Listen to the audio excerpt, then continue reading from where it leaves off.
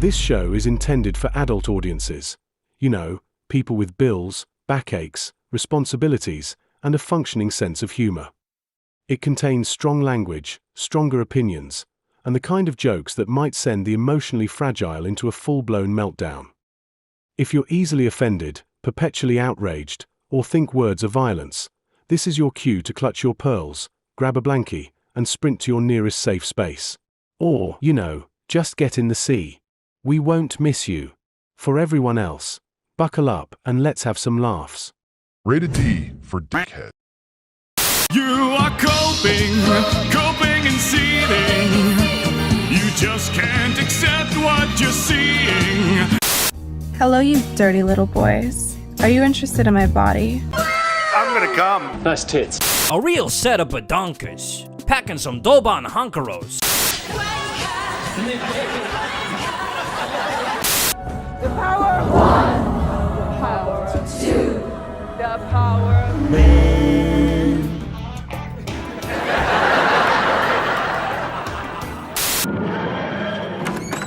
What's going down, babes? Show me the loving. Silence! You are too gay to be the doctor.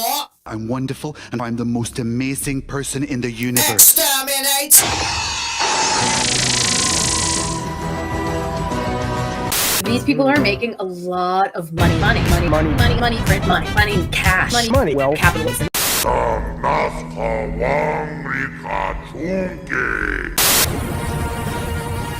You're watching Will of the Fans! Let's fucking go! I'm afraid I've got some bad news. Bad news.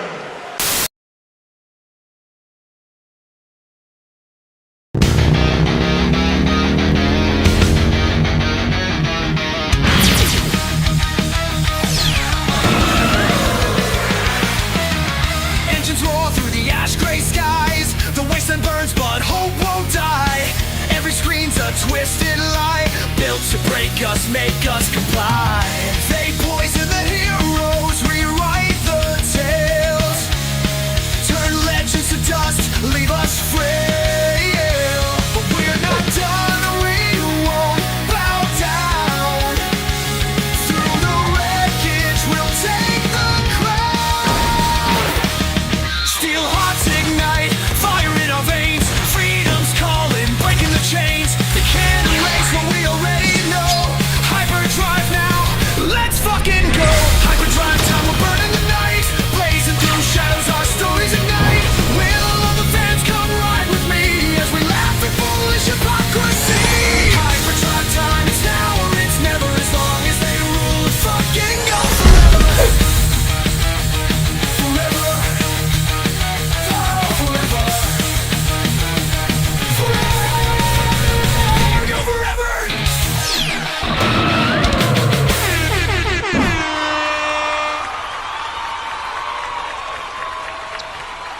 Well, this is awkward.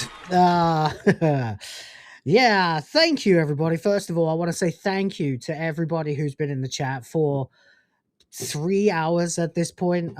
You guys are absolute legends. Also, shout out to the pathetic, sad troll who actually came on time to try and fuck with me and failed miserably because they ran into the stone wall of my fans instead. You guys are absolute legends. Thank you so much.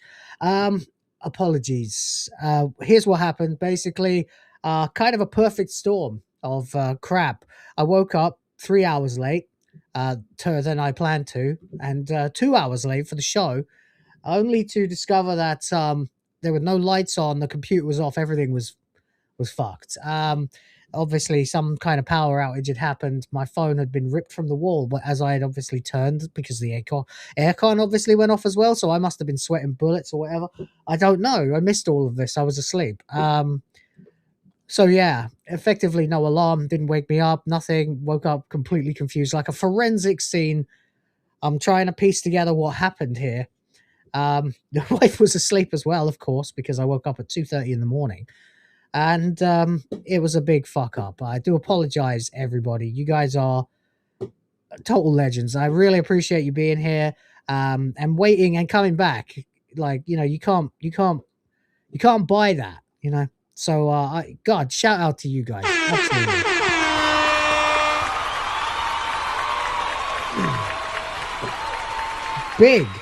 Big fucking applause and thank yous to all of you guys for being stalwart legends. Yeah, I'm fine. There was actually nothing at all that there was nothing really that was wrong. I was fine. I was just blissfully asleep and unaware that anything was wrong, apparently. I had a very long day yesterday, one of those days that turns into a 24, 25, 28-hour day. And without an alarm to wake me up, there was nothing was going to. I was just down. So I'm here. I'm sorry. I'm 2 hours late, 2.25 hours late. And I see you guys have already nuked another attempt by that pathetic scumbag. All right. Just you know, we'll give the troll the flowers for a minute. We have this person who used to either pose as an ally and a friend of the Bigotverse, I suppose, and bought me games and stuff like that, and threw money at me too, and memberships and stuff like that. And then suddenly reappeared one day and decided that they were going to go after the larger channels in my periphery, you know, who like Smash, Hypno, people like that, failing miserably at that because, of course, they just disappear into the ether. They decided to come and attack me over and over and over again, claiming that I'm irrelevant because I have a small stream with a limited audience. Well, if I'm irrelevant, what the fuck does that make you? That's pathetic. It's going to be my last word on it, really. If you see this person, just wipe them out. I can't be bothered with them. I've got a show to do. And I have people here who are actually here to see me talk about the things that I want to talk about. So we're going to talk about a few things today. I've got to react. I've got to do a bit of reactception to the fallout from the Restore Britain announcement. We have responses, such as they are, from Nigel Farage. They're not impressive. Let's be fair here. What we're seeing here is like the kind of behavior of a lolcow streamer who is trying desperately to avoid being a lolcow by ignoring an overwhelming amount of concern and trolling and all that other stuff, by pretending that there's absolutely nothing wrong. Then we have a longer, more detailed reaction, which frankly makes the UK sound like a banana republic. We're talking like it was one thing when you had a guy have police sent to his house. It was quite another when you came out on stage and said that the only reason that that happened wasn't because he did anything wrong, but because he disagreed with you politically.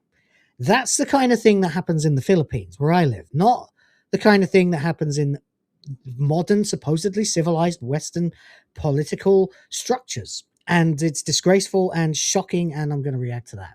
Matter of fact, I'm going to do reactception. I'm going to react to MagesGuild reacting to that because, well, the more I can get pumped into my brain and react to, the better. We also have a Doctor Who update that I'm sure no one is surprised completely passed me by. Like everybody else who has just got tired of this fucking show now, it just went whew, bye-bye. Oh, what happened? Who said what now? Okay, okay. I guess we'll be talking about that then. So we're going to catch up with a bit of Doctor Who as well, which is something that doesn't happen all that often around here. So there we go. For all you guys who've been subscribed to the channel and probably scratching your heads wondering why I don't make daily Doctor Who videos anymore, I'll tell you why. It's because there's no content. There's nothing to say. But if you can just give me 20 seconds. My cat has tried to get in here and has knocked my door open. I'll be right back. Hold on.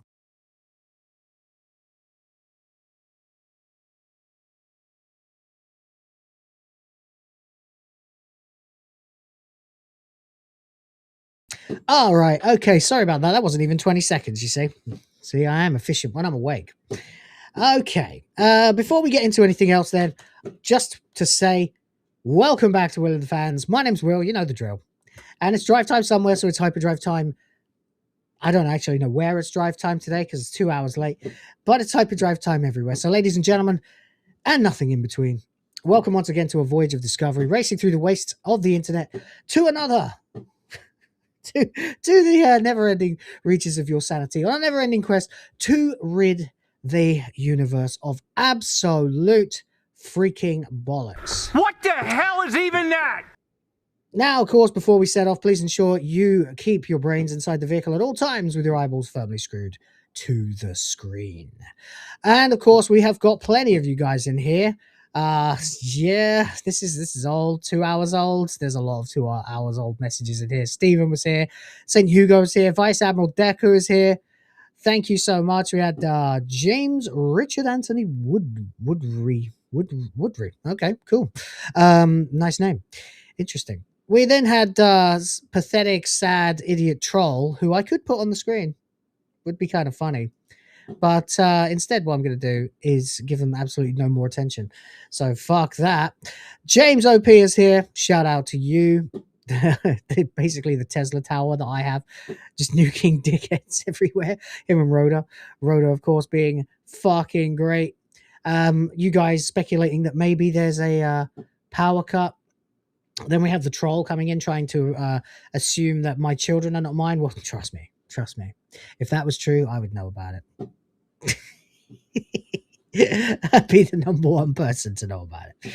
Anyway, what if Will's been kidnapped by aliens? No, because I'm the alien. Yes, that's right. I have a card, my alien certificate of registration in the Philippines.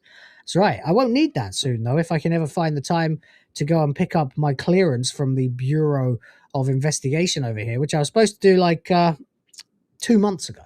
But I haven't actually been able to find the time, so I'll try to do that next week, probably after payday. And yeah, then who else we got here? Jen showed up here. It's not another earthquake. No, it was fine. Then I appeared, trying to figure out what the fuck was going on. Zalosi's here as well. Appreciate you. You guys are absolute legends. Triple J is here. Shout out to you as well. James is here as well. The other James Richard is here. Thank you very much. Appreciate you. Can I call you JR? All right. Then we go. Then there's another pathetic trolling attempt, but it's blah, blah, blah, blah, blah, blah, blah. I can assure you, if there's one person in the universe I am not jealous of, it is the quartering. Oh my God, no. Who would be jealous of a fat, impotent fuck like that? All right, ladies and gentlemen, I appreciate you being here. We're going to go ahead and roll on into the news, such as it was last week for Doctor Who. And then we'll probably roll into some smaller other stories, gaming and otherwise pop culture related. And of course, after that, we'll get into the main meat, which is, of course, the whole situation with Restore Britain. And the, it's a cliche to say, but making the right people angry. It's obvious when you're doing it. They are seething, coping, and all of that jazz. Nigel Farage, in particular, has been really no good at this at all. The guy's got a bad temper. Everyone knows that. He threw his toys out of the pram and quit the UKIP party right after it started to make some headway because he was getting felted. It's become increasingly clear that this guy actually just wants to be a stooge for the Uniparty, while taking them down from, like, you know what I mean? It's like someone who just starts screaming and crying about something because he wants to be part of it. Just be yourself, man. Just do your own thing. And people will follow if you're actually sincere. But apparently the level of insincerity is, whoa. We're talking, they've done everything to Rupert Lowe except an assassination attempt at this point. So protect Rupert Lowe. Seriously, if you can, in any way at all, do it. In the meantime, then, sorry about everything else. Let's continue. If you're liking the stream, I would appreciate a like. It helps other people to find it, which helps me to help them. Poor lost souls on the internet. And of course, your in-flight entertainment can be found by hitting the join button. Join the Grift Force. Helps me out, keeps the ship in the skies. Also, you get the emojis and the backlog of content. There's loads of streams you can go through. You can do all that stuff. And of course, if you have any questions or comments, or you just want to pull over for a second, don't forget to tip your driver like St. Hugo has for €2. Had a quick swim to India for some lemons, huh? Oh my God, yeah. Do you speak the language of Albion? Yes, my family were all murdered in Albion because it's so bad. Well, funny you should say that.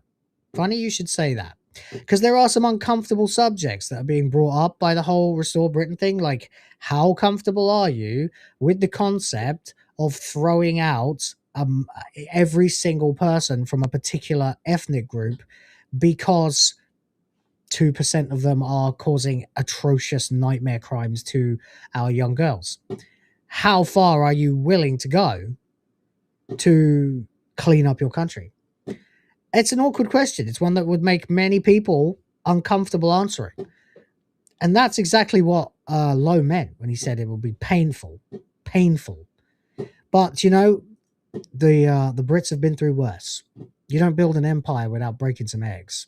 And you certainly don't repel Nazis without losing a few on the way. So there we go. St. Hugo, thank you very much for €2. Wow. Fucking hell. Look at you. Appreciate you.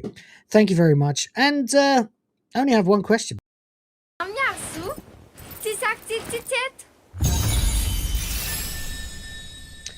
That's right, Jen. The wives of the 2% knew about the grooming, and also so did all their cousins, all their friends, their neighbors. I mean, a lot of them were actually participating in it, as we've discovered. Some truly, and I mean this, not in a, you know, like, I'm not in presenter mode here. Seriously, unbelievably horrifying statistics, horrifying stories, horrifying accounts from the sufferers who actually went through this. Oh, James Richard says, my name is too long. It's James Richard Anthony Woodwright. Hey, you've got 4 names. I like that. I've got 4 names too. Shout out to that. Yes, I went to find some lemons. Unfortunately, I found that I could get them down the street, so I didn't swim. Snakeheads is here for the Australian $5. Thank you so much, buddy. Says, Will, you are irrelevant. 2 hours late. Tisk tisk. Such a fall off, mate. Not impressed at all. I may have to unsub. It's just the way it is. I'm sorry. Whoa. The internet is brutal, guys. Damn, I liked him too. That sucks. That really sucks. Oh, well, I guess, you know, it's your decision, you know. Just only got one thing to say, really. He's a smee. He's a smee. He's a smee. He's a smee. Hey. Thank you very much, buddy. I appreciate you. You're a goddamn legend. And, of course, let's not forget, thank you for $5.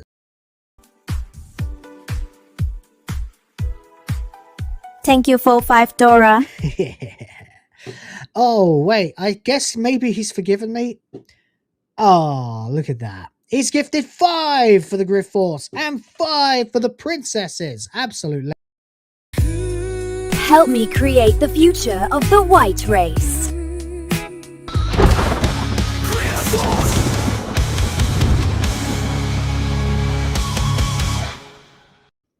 Hell yeah, buddy. Livid says it wasn't an earthquake, it was DSP's wife coming down the stairs. Woo. Well, that's as maybe. That's as maybe. She is very fat, though. She's fat! But, you know, it is what it is. I guess if you don't treat your wife with, like, respect, and not just respect, but, like, an appreciation for her femininity and her beauty, you know, the things you married her for, then, yeah, no doubt she'll probably let herself go because she doesn't think anyone appreciates or cares anymore. So that's another reason that DSP is a piece of shit. Definitely a piece of shit. Anyway, Smeckheads is back for another 2 Australian. Says, shame I have to go to bed. I stand by my first super chat, the one telling me that you're unsubbing after dropping more super chats. Oh. Well, I would urge you to stay up a bit longer because this is going to get good. But if you can't, I completely understand. It's entirely my fault, and hopefully we can win back your loyalty later, sir. Appreciate you, and enjoy some more titty titty.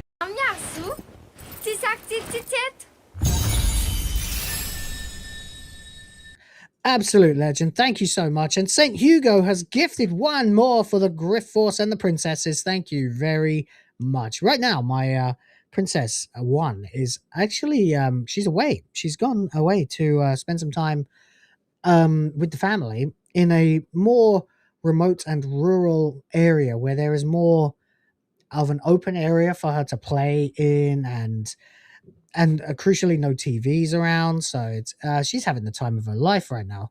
We keep getting into calls, having a look, seeing what she's doing. She's doing great. And Princess 2 is now standing. She's pretty much like 2 months. She'll be able to stand and balance herself without holding anything. They grow up damn fast, man. They're so fast.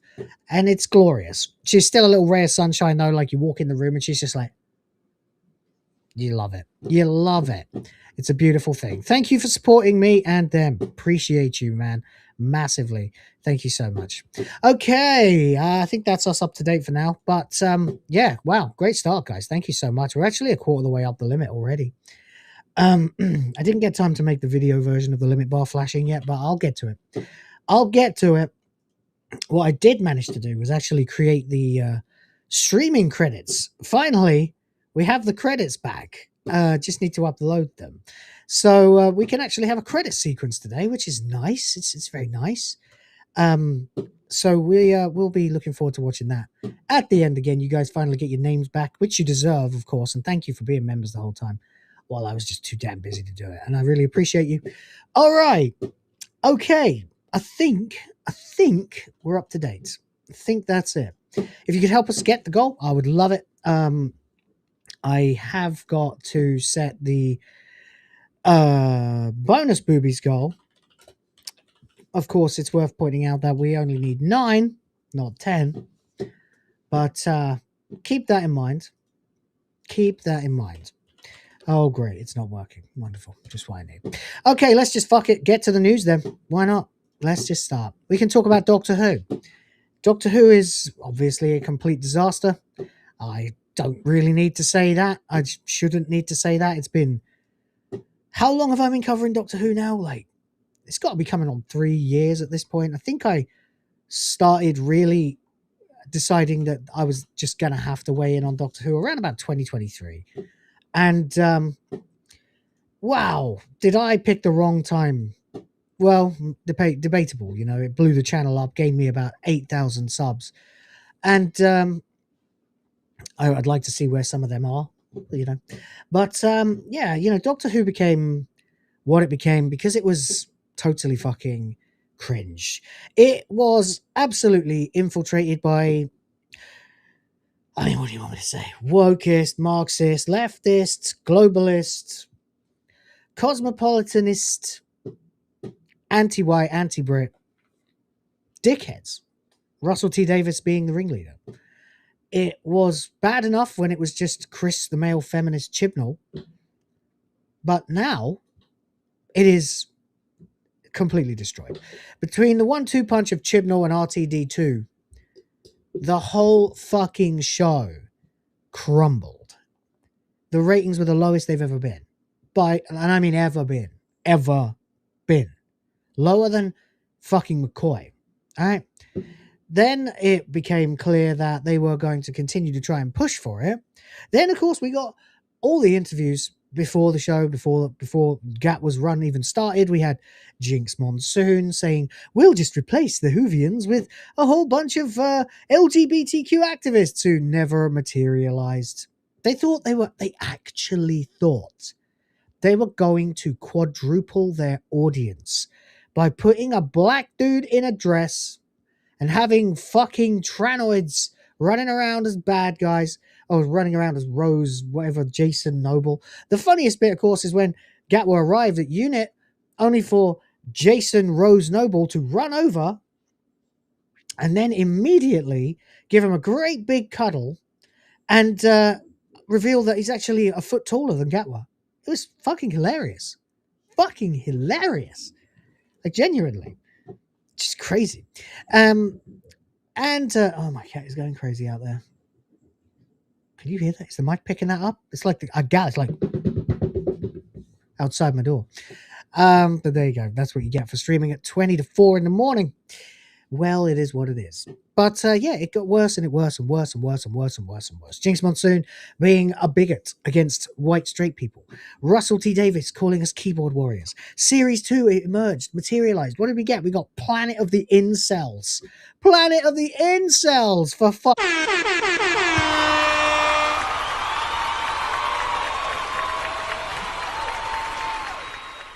Then, of course, we had the reference, of course, in the second episode to the hashtag RIP Doctor Who, which I'm sorry is cope. Hardcore cope. There is nothing else, just the cope.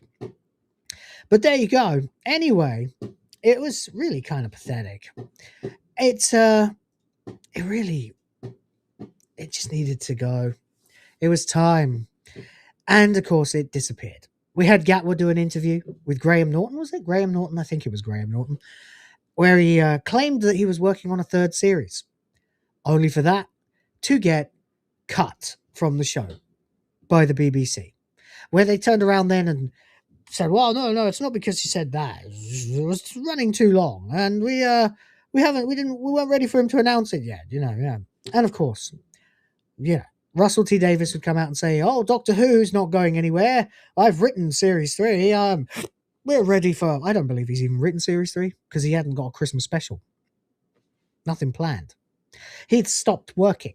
Bad Wolf announced that they were no longer working on Doctor Who. It got worse. It got worse and worse and worse. There was no schedule. There was no Christmas special. And finally, we got the retcon regeneration of Gatwa. He was fired. He was thrown out. Nobody wanted to deal with him anymore. He was, to put it simply, a liability. But it wasn't him that was the liability. In reality, the liability was Russell. Always was. So there we go. And ever since then, what have we had? We've had a feeble announcement of an upcoming Christmas special written by Russell T. Davis, of course, Rusty Tin Dildo himself, which is supposedly coming out this Christmas. I believe it will come out this Christmas. I believe I will be watching it, and I will be reviewing it. Because that's what I've pledged myself to do until this fucking rancid little show is expunged from reality. And it's just not going to happen anytime soon. So, there we go. We will just enjoy ourselves and laugh. But they can't go too long. Obviously, the BBC, the globalist managerial puppet state propaganda arm can't go too long without acknowledging Doctor Who. Because if they do, it actually will completely evaporate. Nobody cares about Doctor Who. The only people who care about Doctor Who now are the BBC. And of course, Tharies and Mr. TARDIS and Council of Geeks, that fucking monster. And yeah, all that stuff. But they care. Because they have to care. Because if they allow it to vanish into the ether, they are tacitly admitting that we were always right. We were always right, by the way. Make no mistake. We were right 2 years ago. We were right 7 years ago. And we're right now. The show's fucked. It's dead. It's done. It's irrelevant. It's cancer. The only way they could possibly bring it back now is bring back Straight White Doctor and retcon the last 5 series. 6. So let me see. We've got 1, 2, 3, 4, 5. 5 series and all the specials. Yep.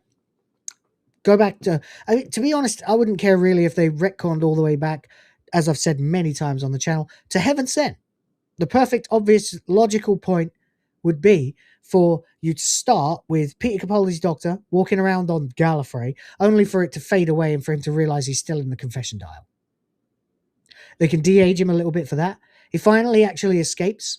Like he was knocked out cold when he broke the diamond wall or something like that. Finally wakes up and gets out. Literally just gets out. Not arriving on Gallifrey. We could have him arrive in a prison cell held by John Sim. You know, you can bring him back. He was great. No reason not to. He escapes again. By the end of the episode, though, he's been aging up to explain why Capaldi looks a bit older now.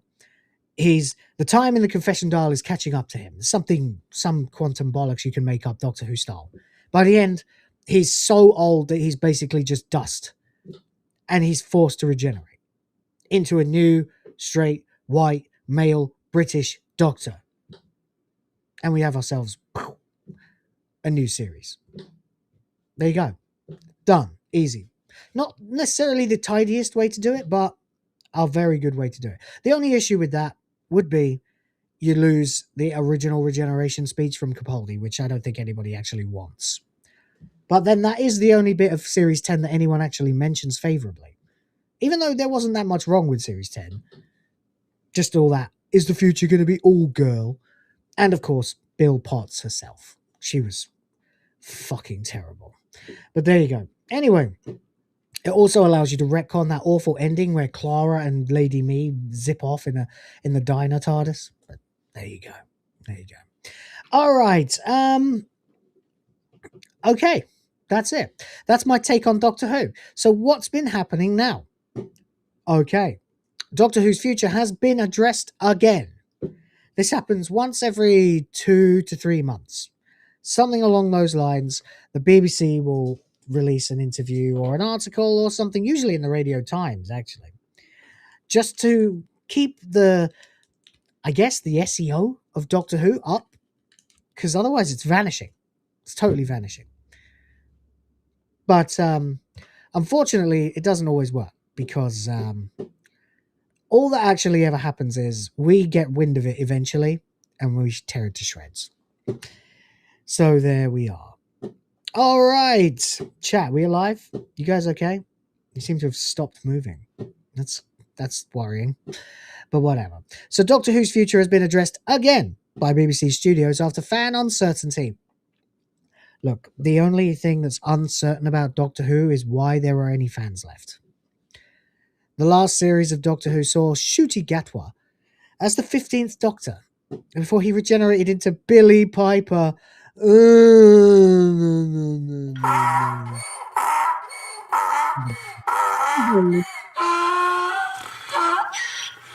Unbelievable, buddy. He regenerated into Billy Piper. That was a terrible idea when it happened, and it's a terrible idea now. I don't know what they're going to do with that, because presumably we're going to get Billy Piper in the Christmas special.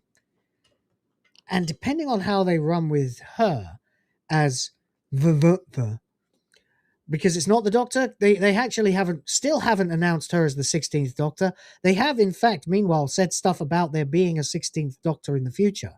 So what does that make Billy Piper? Another discarded unofficial Doctor? Well, if that's what you're doing, then why are you still counting David Tennant as the 14th when he was only around for a minute? I don't know. Anyway, it's been a tense wait for Whovians. No, it hasn't. Across the nation, as they await news of the future of the beloved Time Lord show. This implies that people have been doing absolutely nothing but waiting to hear about the future of Doctor Who. It's been a tense wait. Oh, Jeffrey, are you coming to bed? I can't, dear. I'm still worrying too much about the future of Doctor Who. Get real. By the way, this is from Hello, which is, celeb goss, puff piece of crap, trash, glossy magazine in the UK, or was anyway. It's probably just this now. And the BBC Studios boss has now broken their silence on the matter. Oh, lovely. Lovely. Not at all evocative of a certain song that I can think of. You know. You are coping and seething. You just can't accept what you're seeing. Yes, you're coping and seething. The truth it is scalding, and now you are molding and coping so hard. Coping and seething. Exactly. That song, yes. Well, there we go. Anyway, it's been a tense wait for Whovians, I don't know, man. I feel like I've been less tense, probably. I mean, I wasn't particularly ever tense about Doctor Who. That's the wrong word. Nauseous, maybe. I guess maybe I've been able to breathe easier, not having to review Doctor Who for several months. And, you know, the next time it comes back, if it does come back, I'm going to have to review it completely by myself. It's going to suck. The last 3 bursts of Doctor Who that we had, I was able to watch through with my dad. But unfortunately, he's no longer with us. Lucky bastard. He doesn't have to watch. Oh, well. Anyway, the latest series of Doctor Who, which aired in May last year, saw Ncuti Gatwa step into the iconic shoes. No, that's not what he did, though, is it? That's not what he did. The iconic shoes. What the fuck are you talking about? This is crap. The first thing is, every Doctor has different shoes. Secondly, Gatwa was basically wearing a pair of pink pumps. What are you fucking talking about? He didn't step into anything. Everything was changed around him to make it more gay, to make it more camp, to make it more trans-affirming. It was fucking awful. No, the whole fucking thing was bent around him. Pardon the pun, guys. Sorry, I didn't mean to make the gay pun there. I certainly didn't. Yo, Rhoda, you all right? That cope is strong, you're right.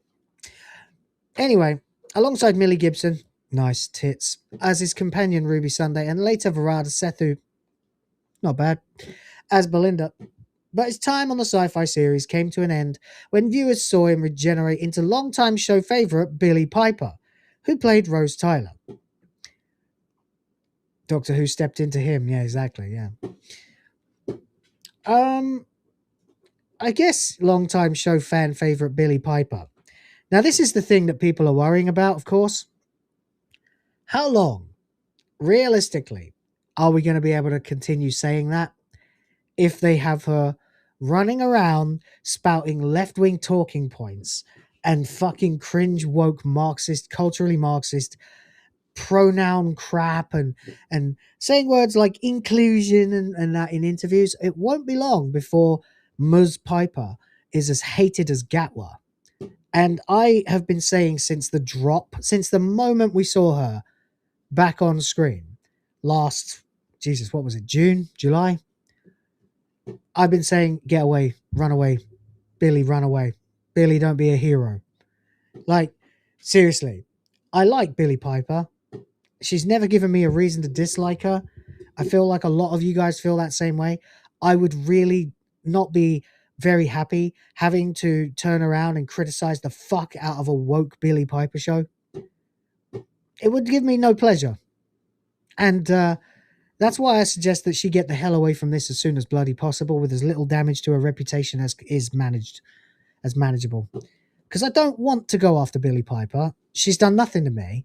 She's never pissed me off in an interview. She's never done anything. I think this is a big mistake and that she should run. Take the money and run, dear. Go back to being a mother. Clearly that's what your priorities are, and good for you. And there we go. Well said, Will. Thank you. So there we go. I don't want that. I won't relish it. Not like laughing at these clowns. You know, this dickhead has done everything he could possibly do to make people like me laugh my asses off at him and create thousands and thousands of thumbnails with his stupid face looking stupid and acting stupid in them. Whereas Billie Piper, I don't want to do that to her, you know? She's entertained me since I was a teenager, for the love of God. So there we go. The surprise ending, well, yeah, it was a surprise, especially since they shot an entirely different one and then retconned the fuck out of it. Left fans teetering on a cliffhanger, which was felt even further after an announcement in October that Disney would no longer partner with the show for future seasons. Yeah, I remember that. I remember there was like 6 months where I was putting out videos saying, Disney's not going to pay for any more of this. They may be dumb, but they're not as dumb as the BBC. They are not going to continue funding a complete and total sunk cost. They're not going to do it. We saw the numbers too. I researched the fucking Disney numbers, speculatively, of course, because you'll never get the actual numbers. Back in, July of 2024, where I went through Samba TV and Flix Patrol and found that Doctor Who was never doing any better on Disney Plus than 5th place on the day of drop, and then vanishing into the ether within a day or two. While Disney itself failed to even make it into the mainstreaming top 10. While there were shows that were in that top 10 on weeks that Doctor Who was released, doing 80,000 views. And they were in the streaming top 10. Nowhere near the top, but that is the gulf that you will see. That's the nature of streaming as a platform, by the way. The new hotness gets all the views. And that's it. Everyone swarms in, watches the new thing, and then buggers off to watch whatever the hell they like, which is potentially hundreds of different things. So you'll get no clear, rankable, trending mainstream thing. It happens with Netflix all the time. With Disney, the new hotness was Blue. Yes, the Australian dog cartoon. The thing that they bargained with to get Disney to fund Doctor Who. So Blue managed to get to something like number 8 on the top 10 charts with millions upon millions and millions and millions and millions and millions of views. While the last thing on the chart that week that Doctor Who was out, the Blue thing was months earlier, by the way. When Doctor Who emerged, the things that were beating Disney in the charts were doing 80,000 views. Yeah, it's pretty terrible.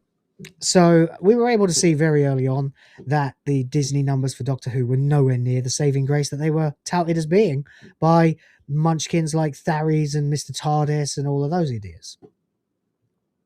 The shill tubers, you know? Basically, they're doing the same thing for Doctor Who that Caliph Adams was doing for Highguard, you know? And there you go.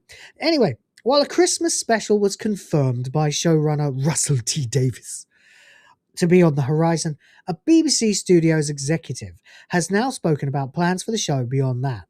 Keep reading to get the details. They are digging their fucking heels into the ground, ladies and gentlemen.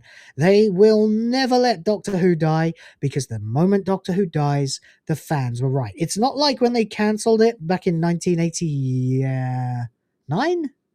Yes. That was because they wanted to cancel it, right? We had that guy who was running the BBC at the time. I can't think of his name now, but he fucking hated sci-fi. Wait, was it Mandelson? No. Anyway, they hate sci-fi. You don't want sci-fi, so they cancelled it. Cancelling it this time would mean Michael Gray, thank you. Cancelling it this time would mean we were right. We are now opposed to the BBC, and they know it. They know it, just like we are all rallying behind fucking Rupert Lowe, and they hate it. They love to know where we stand against them and try to felt us at every single turn.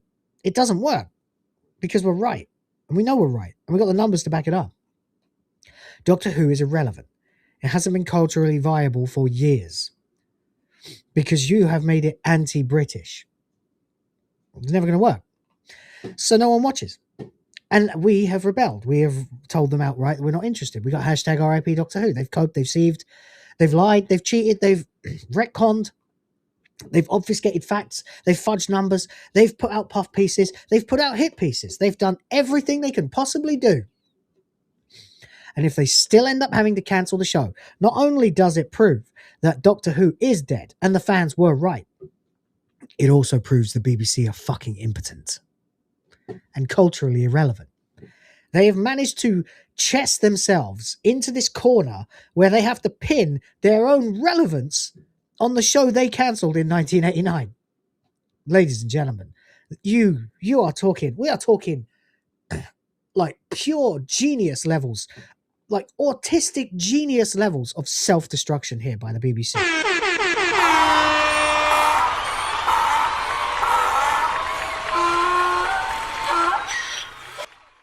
The phrase comes to mind. So let's see what they're actually saying. God, I don't want to watch that. Wait, what is that? Nah, it's just some shite. Is Doctor Who coming back? Well, according to Zy Bennett, Zy Bennett. Let's see. What does Zy Bennett look like? Huh. Interesting. Very interesting. It's a white dude. That's fascinating. You know, genuinely wasn't expecting this guy to be basically just a creator wrestler from a WWE game, but that actually is what he looks like. I was expecting a fat black lady. Hey, I'm happy to be wrong, I guess. But this guy who's obviously a socialist. Okay. Your name is Zy? Zy. Or Zay. I don't know. Whatever. Anyway, you've got an African girl's name, mate. CEO and Chief Creative Officer. Oh, no. Of BBC Studios Global Content. I really am baffled by that, actually. I did not expect it to be a white guy. Every single time I've read that name in recent days, I've expected it to be a big fat black lady. I mean, you know, the pattern's real. I guess he's just the exception that proves the rule. Spoke to Deadline about the future of Doctor Who, in which he clarified he won't speak for the BBC, but asserted that we're all in it together. Oh, guys, did you know? I didn't know. We're all in it together. We're all in it together for the revolution, for the socialists. Yeah. Womp womp, buddy. We're all in it together. Well, maybe you are, buddy, but I'm not. I can't fucking give a shit, you know? Ah, dear, oh dear. Dear, oh dear, oh dear. Anyway, he says, we're a big, important part of Doctor Who, and we are all motivated to make sure Doctor Who has a long and flourishing life. Who's we are all? Who are these people, chat? Who's we are all? Does he mean the audience? Is this him throwing the fans under the bus? Because at this point, we are all... Let's see, who could that be? We've got this guy, obviously, the Director General, Russell T. Davies, presumably then, you know, his entourage, Jane Tranter, Phil Collinson, Julie Gardner. No one else. There's no one else, not even Gatwa. He was fired. So, great. Then he goes, we've got the Christmas special coming. After that, it's time for us all to work on it. What the fuck are you talking about? What does that mean? It's time for us all to work on it. What the fuck? Oh, Tharis, yeah, Tharis and Mr. TARDIS and Council of Geeks and the other fucking spurgs. I don't know. Who else could be we are all? What does this mean? What are you saying? Are you saying you're outsourcing responsibility for Doctor Who to the general public? Because, buddy, that didn't work. That's how you ended up in this mess. Like, you genuinely haven't got a fucking leg to stand on. Who are you talking about? This is crazy. This echoes the sentiment of Lindsay Salt. Well, there's an unfortunate fucking name. Lindsay Salt. Oh. Well, I guess the I just sucked on a lemon look is in this year. I don't know. But there we go. That's Lindsay Salt. Hello, Lindsay. Director of drama at the BBC back in October when she thanked Disney for their partnership for 2 seasons. The BBC remains fully committed to Doctor Who, which continues to be one of our most loved dramas, and we are delighted that Russell T. Davies has agreed to write another Christmas special for 2026. Are you? I swear to God, man, if I was in charge of the BBC, of drama and or creative officer or whatever, BBC Studios, etc., I would be furious with Russell T. Davies. Whether I could show it or not, I'd be absolutely beside myself with Russell T. Davies for his various attempts to subvert the fandom, attack the British population, and insult the intelligence of Doctor Who fans. Like, I've spoken to Doctor Who fans, thousands of them, in my comment sections over the last 3 years. Everyone hates this. Everyone hates this. You're talking about a combined population of the Doctor Who audience that used to number in the tens of millions of about 50,000. Maybe. Probably less. Maybe 20,000. Maybe even 10,000 that are actually on board with this direction for Doctor Who. Everybody else feels like us. Everybody else is like, what is this absolute fucking balderdash? What is this? It ain't Doctor Who. Excuse me 1 second.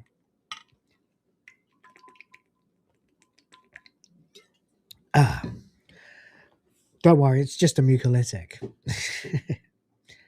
Anyway, good God.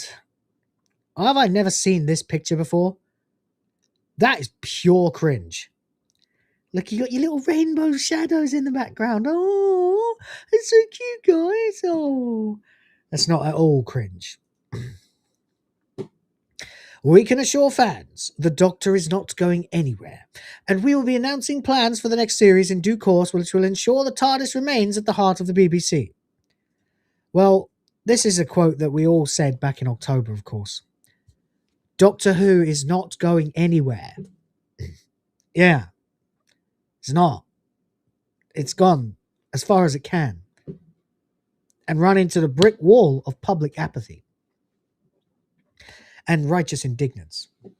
It's PR, yes, it's PRBS. It is. It's like when Ubisoft says restructuring instead of mass layoffs, you know? As for when fans can expect the new season after the Christmas special, however, remains unknown. Schrodinger's Doctor Who. If it remains in the box, the cat is both alive and dead. That's the Schrodinger's experiment. If you don't know, the Schrodinger's cat was basically an experiment where a guy called Schrodinger put a cat in a box with a vial of poison, basically to explain the phenomena of, I think it was electrons being waves and particles at the same time,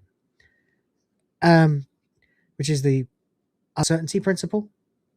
So, in essence, what you're saying is, as long as you haven't opened the box, the cat is both alive and dead. So that's Doctor Who right now. Unless and until they announce that there is something coming after the Christmas special, it's basically, you might as well just consider it dead. It's up to you how you interpret it. But there you go. While details are being kept under wraps, by the way, yeah, that is a really barbaric fucking thing to do to a cat. While details are being kept under wraps for the Christmas special, some fans suspect Billie Piper may make an appearance following her regeneration in the finale episode. Yeah, I really hope she like looks in the mirror and goes, well, this won't do. Boom! Bam! White guy. Straight white guy. But whatever. Reflecting on her surprise reappearance, Billie said, "It's no secret how much I love this show. And I've always said I would love to return to the Whoniverse." Stop using their terms. As I have some of my best memories there, so to be given the opportunity to step back on that TARDIS one more time was something I just couldn't refuse. But who, how, why, and when, you'll just have to wait and see. What do you mean who? Who if not you? Exactly. This is really dumb. Like really, really, really dumb. Hail disgusting. Of all the things you can tune into, it's this. Yeah, believe it. Yeah, we're doing Doctor Who. Well, it's not my fault. The BBC just has to keep trickling out shitty little quotes implying that the show is alive, that the show will continue after the Christmas special. I'm trying to find a particular thing. Just give me a second here, because there's something that happened a while back. I think it was at the Fringe. Yes, that's right. That's right. Where's the article? There was an article some time ago. It was during the Edinburgh Fringe. And, yeah, this one. I remember it when Disney was at the fringe and refused to say anything about whether they were going to continue to partner with the BBC after Series 2. I remember it. Liam Keelan, that's the guy, said the company was happy to have the Ncuti Gatwa series on Disney Plus outside the UK. He did not, however, this is by literally, we're talking August 2024 here, by the way, guys. But it's just worth remembering because it's a precedent. Did not, however, commit to renewing the BBC co-production deal beyond next year's season, which is overseen blah, blah, blah. He said, Doctor Who is a fabulous series. Obviously, in the UK, it's fully BBC. Rightly so. We take rest of the world rights, but really, really happy to have it. Really happy, guys. Really happy to have it. I just think that the quirkiness of it, the fact that it's in that sci-fi world, and when you think about what Disney offers in other regards, I think it feels like a really good fit to me. I mean, it's great to have it. Okay, so what you've managed to say there is it's good, it's British, we stream it, we like it. Oh, it's quirky, it's sci-fi, it's good, we like it. If that's true, like remotely true, why didn't you keep going? Why not? Is it because it is, in fact, cringe? Absolute cringe, a liability, and $100 million wasted.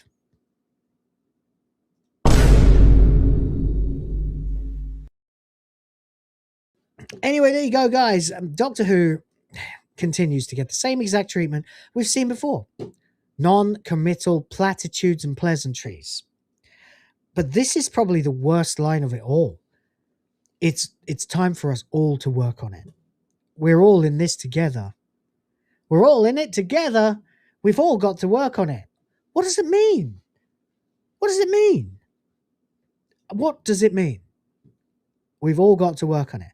Who's us all? Are you talking about people at the BBC? Are you talking about the British public? What are you talking about? Because I guarantee you, the us all that you might be thinking of includes about 90% people who will be working against you, including me.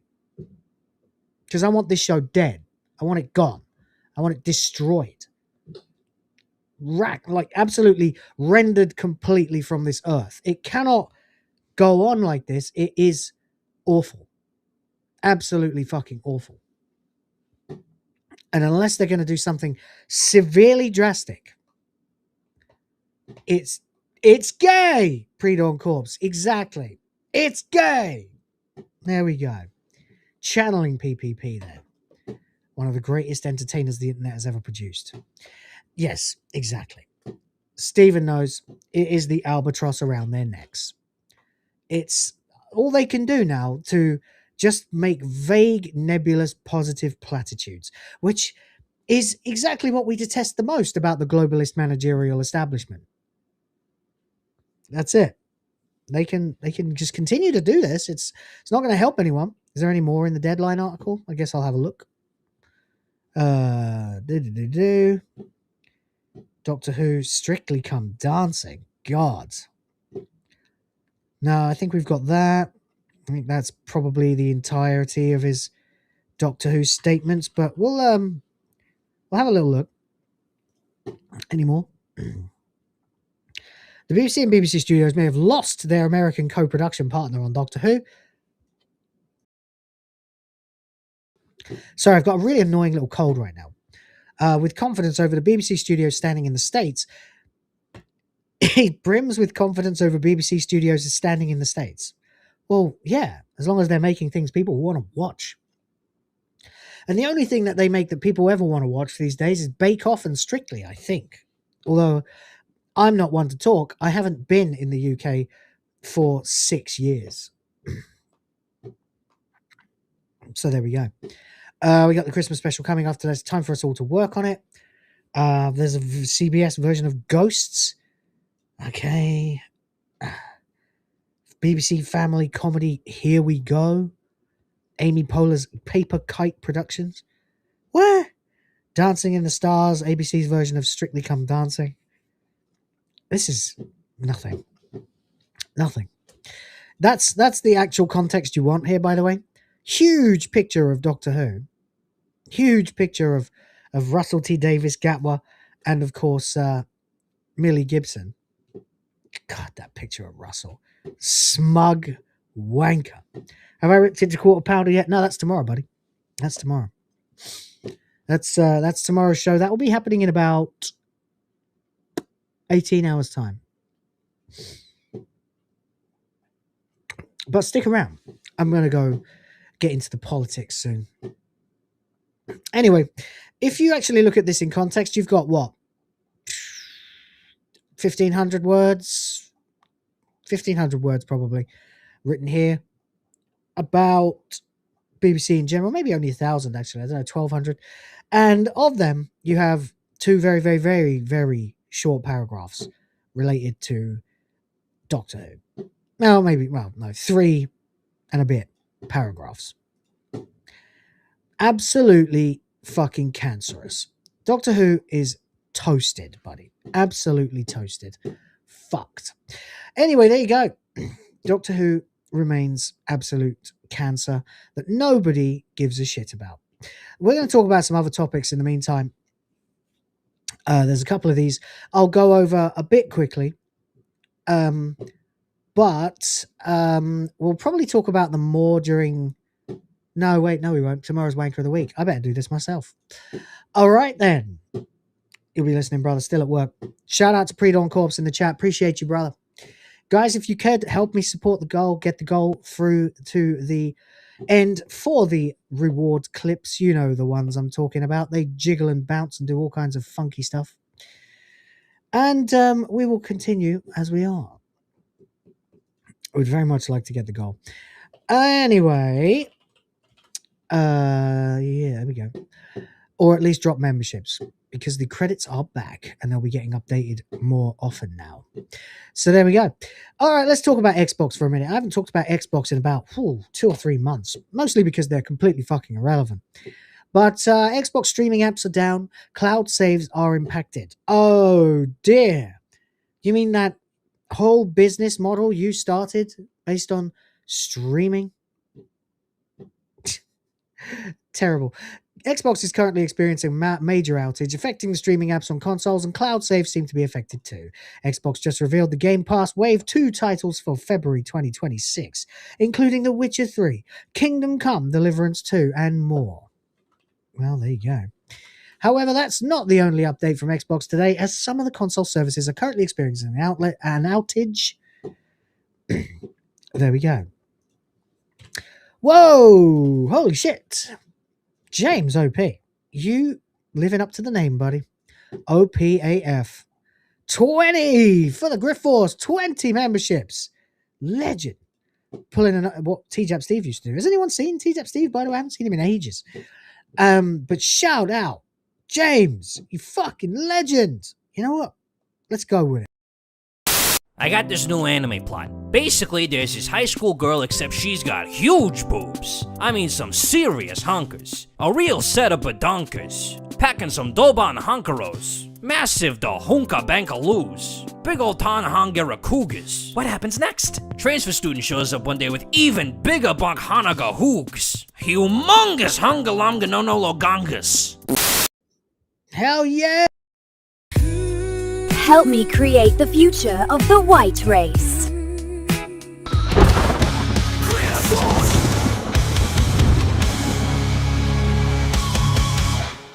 Wow.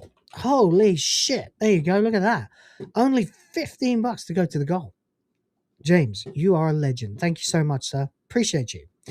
Xbox consoles face streaming app outage. If you head over to the Xbox support website right now, you will see that Xbox apps and mobile are facing a major outage. And game saves are unavailable. By the way, did I ever play that clip? I seem to have allowed my Darth Vader daddy clip to run out of circulation. That's no good. We definitely need that. We need that for big membership drops. Where the hell did that even go? That is crazy. What happened? Oh well. Anyway, we'll get it back up and I'll play it in a second. When viewing which apps are impacted, these include the likes of Amazon Prime, Hulu, Netflix, HBO, Disney Plus, and other streaming applications. It states that players may have problems launching apps regarding game saves. Oh dear. So what you're saying is a system that relies on streaming as well as streaming actual games and cloud saving your fucking online storage currently has no access to its online storage. Oof. Oof. Big damned oof. No good. No good at all. Wow, what is going on with the chat? There is like a filter on it. I can see some messages in EVMux, but not in the main chat. Hit live chat, by the way, guys, if you are not. There we go. Restore Britain is far better than Xbox. That's fucking wank. Spamalot says, loosing a save. Oh, mate, everybody knows what that's like. Everybody knows what that's like. In the details of the report, it states that players may be having problems syncing their game saves to the clouds. All of the issues have been identified by Xbox support. However, their resolution is still pending. Well, there we go. In other news, it's claimed that they might be making more changes to Xbox Game Pass. Additionally, AMD has stated that the next generation Xbox console could be released next year. I wonder if that would do any better because it's AMD. It could be interesting. A lot of people very pissed at the rivals at the moment. But there we go. Next up, Mandalorian and Grogu trailer drops. Action-packed upgrade over Super Bowl spot. Okay. This, I guess I'm actually kind of interested to see what they can do. So we're going to have a quick look. Check it out. X-Wings, okay. Oh, for fuck's sake. Can they... it just annoys me every time I hear da da da da da da, because it's just not earned. It's not owned. That music is ours, all right? Okay. R2 unit. Great. Hey, never touch the buttons.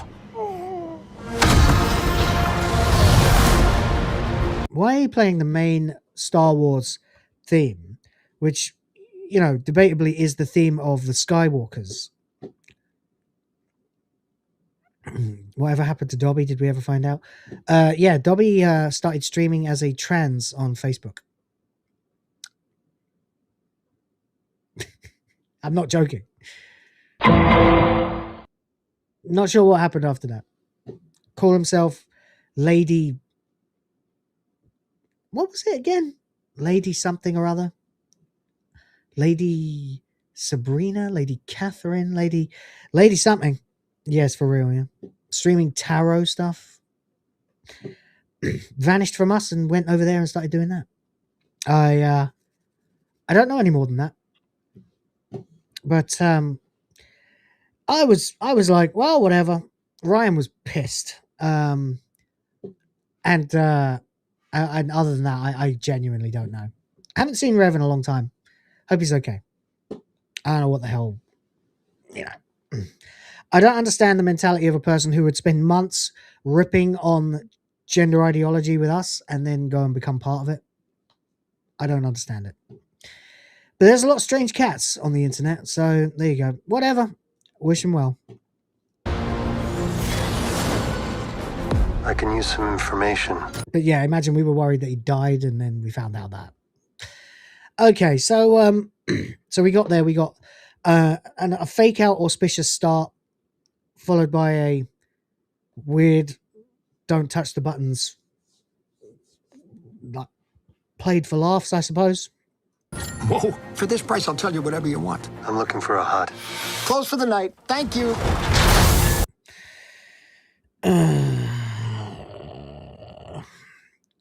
Is it actually going to be about Din Djarin, who no one likes anymore because he's Pedro Pascal? Gangsters. War criminals. More huts, huh? Okay. Long live the Empire. We'll take out. Ah, fuck. I forgot how cringe this became. Every bad guy in your deck of cards. So are we finally going to get a bounty hunter story instead of daddy daycare?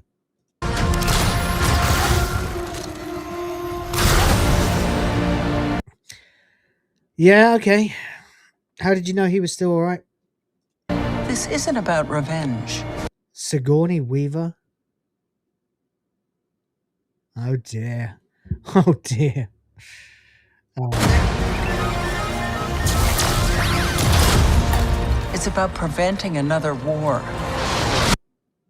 Well, we know that war doesn't happen. Strap in. There's been rumors that this will help retcon the sequel trilogy, while at the same time it might bolster the sequel trilogy. I don't know. If you want me to go and watch this and review it for you, I'll do it. But someone's going to have to pay for my ticket. You will suffer. And then it will be his turn.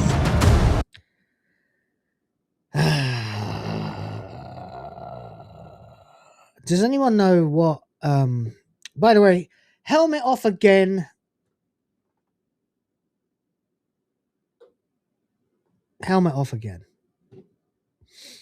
Does anyone know what Pedro Pascal here has done to piss off the Hutts? Because I haven't watched the last series of Mandalorian. I checked out after Luke Skywalker came back and Pablo, what is his name? Pablo Hidalgo laughed at Star Wars Theory.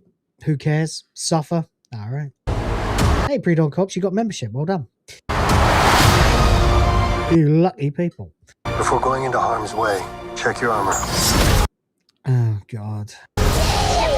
Was that Grogu suiting up? Oh, that was cringe. Oh, mate, are those the little fuckers from Rise of Skywalker? Yeah, I thought he teamed up with Boba Fett as well. Yeah, I don't remember anymore. I don't remember. The kid will live centuries beyond me. I won't always be around to protect him. Well, that's probably why you should have left him with Luke Skywalker, so that he could have mastered his Force training and become completely self-sufficient as a Force user. Also, why isn't he alive during the sequel trilogy? What the fuck? What? No! It's the Battle Hut! Oh no! What the fuck? It's a muscular hut! It's a muscular hut! What the shit? No! No, what have I done? No! Wait a minute. So you're telling me that Jabba was just lazy? Oh my god! Oh, it's the Battle Hut! What the fucking... They can't move that fast. They're slugs. What the fuck use is he gonna be?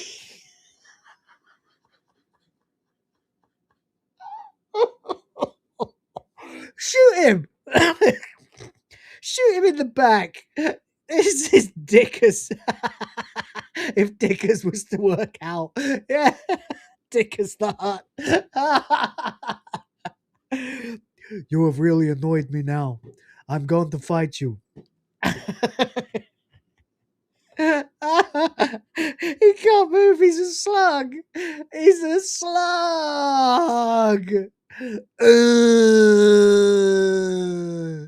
What in the world is this? No. No. Oh, Are you scared? God. Did he actually...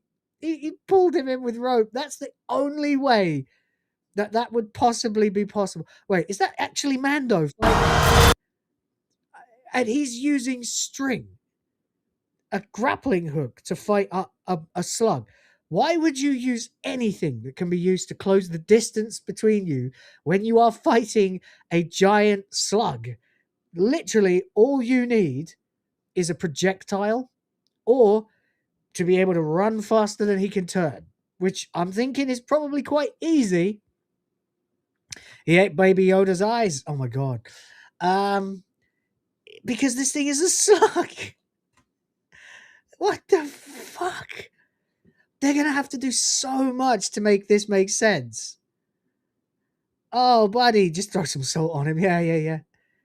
I mean, Jabba the Hutt couldn't stop Princess Leia climbing behind him to choke him out with a chain. All right. Or maybe he was into it at first before he realized she was serious. Who knows?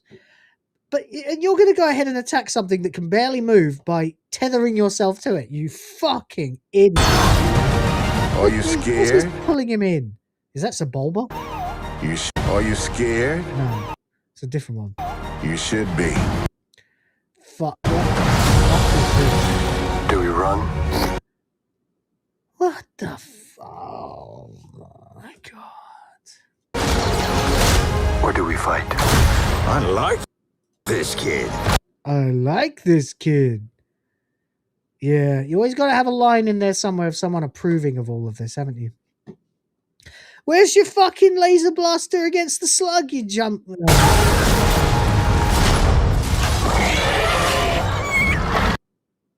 Baby Greedo. What are you waiting for? Oh, God.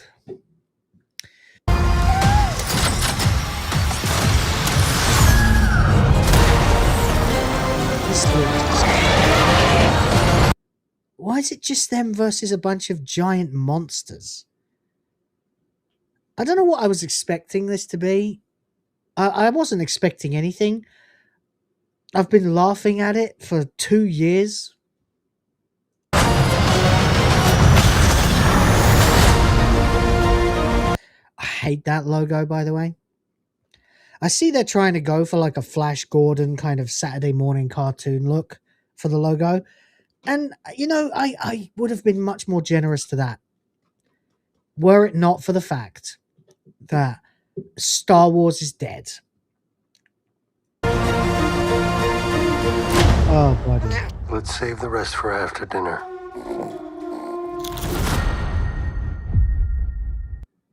Wow, really, really passionate acting performance there.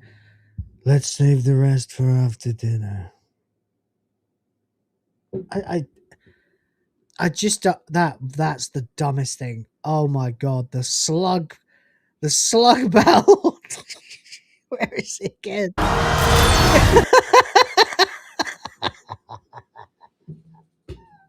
Oh no, no, buddy. He's actually literally that he could if he hadn't fired a load of rope or string or whatever at him, he would literally not be able to pull him in to beat him up now. Battletoads. It does. It looks like a Battletoad crossed with a heart. That's why I said it's the Battle Heart. Yeah. Are you scared? Fuck me. Oh, mate. What's Geeks and Gamers saying about it? It's perhaps an admission they need to sell the brand, not streaming series that most of the movie-going public will not have seen, and those who generally feel steeply declined as it went along. Yeah, true. Now, have you got anything in there about the slug fight? Come on, where you got to have something. Seriously? Even got Grogu's backflip looks a lot less goofy than it did on TV. Being really fucking positive about this. Presence of the Hutt suggests they'll be back on Tatooine because everything has to revolve around the cheapest location to film. Right. Mando will remove his helmet at a time. Fights a big snake monster. Okay. I don't get it. I don't get it. Why? Why? This is crazy. Grogu, blah, blah, blah, has to teach him how to fend for himself. What do we think? Mandalorian dies in this movie? That not a word about the giant fucking battle hut? I mean, that's disappointing, geeks and gamers. You're fucking around. Excuse me. Okay. Last thing then before we move on. HyperDrive developer was apparently backed by Tencent. But remember, guys, They were all claiming that they were independent in that sad little article that came out. Oh, my team of independent devs didn't deserve this. Which, by the way, is not true, because you deserve everything you get. When you make something and you put it out in the market, you deserve exactly what you get. You are focus testing with the entire human race. And don't forget, HyperDrive was released worldwide at the same time. As HyperDrive struggles continue, by the way, the HyperDrive website is now defunct. Genuinely. PlayHyperDrive.com leads to this.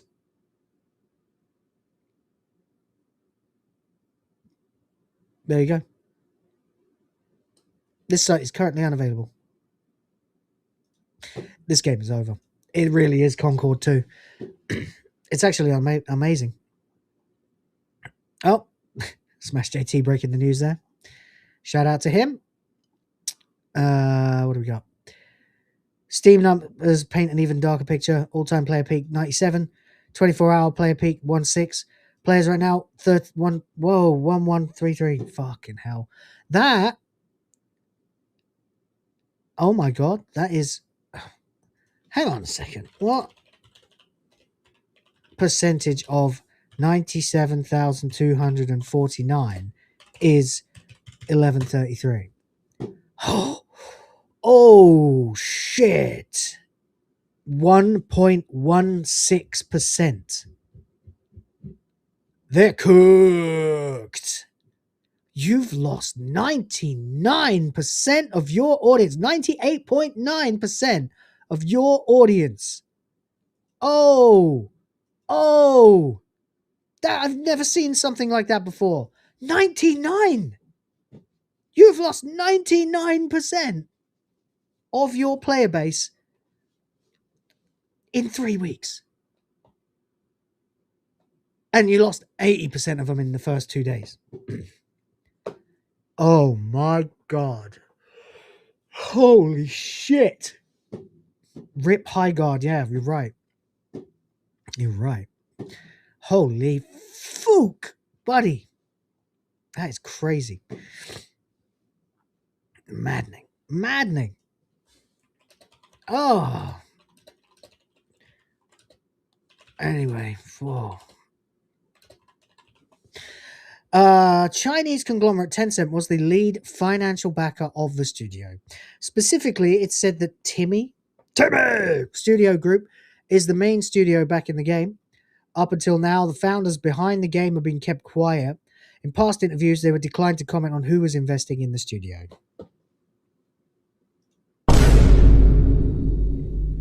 Oh, shit. Totilo adds that neither Tencent... Who's Totilo? Oh, Steven Totilo, right. Neither Tencent nor Wildlight provided a comment on the matter by the time of publication. HyperDrive launched on January with nearly 100,000, January 26th. Is it that long? It really is, isn't it? Yeah, it's 3 weeks. With nearly 100,000 concurrent players on Steam. Yeah, that plummeted to 20,000 within that day. And then it fell lower than that, and lower than that, and lower than that, and now it has 1,000. I still maintain this game would have eked out a much better crowd if they would have eked out a much better crowd without Jeff Keighley. I'm sorry, guys. I don't know why I'm yawning. They would have, if Jeff Keighley had never got involved in this and they'd just done some subtle marketing and pushed it out on Steam and shadow dropped it, done like a live stream event, partnered with somebody to do a live stream event, and gone, we're launching this game now. Okay, people would have gone crazy. They would have downloaded it. They would have been playing it within an hour. You probably would have eked out about 10,000. That probably would have gone up to 20,000. It might have gone back down again, but you would have kept yourself a respectable player base. But the backlash is the narrative now. The whole story is the backlash. And now you prove it even wasn't an indie game because it was backed by Tencent, by communist China. Fuck you. Fuck you. Shout out to Roy Valkyrie in the chat, by the way. with the membership chat. Thank you very much. 7 months now. What do you call an inexpensive circumcision? A ripoff. Didn't like literally Sardoc make that joke like 2 days ago or something? It doesn't matter. Thank you very much. Appreciate you. It sure is. China detected, purchase rejected. Help me create the future of the white race.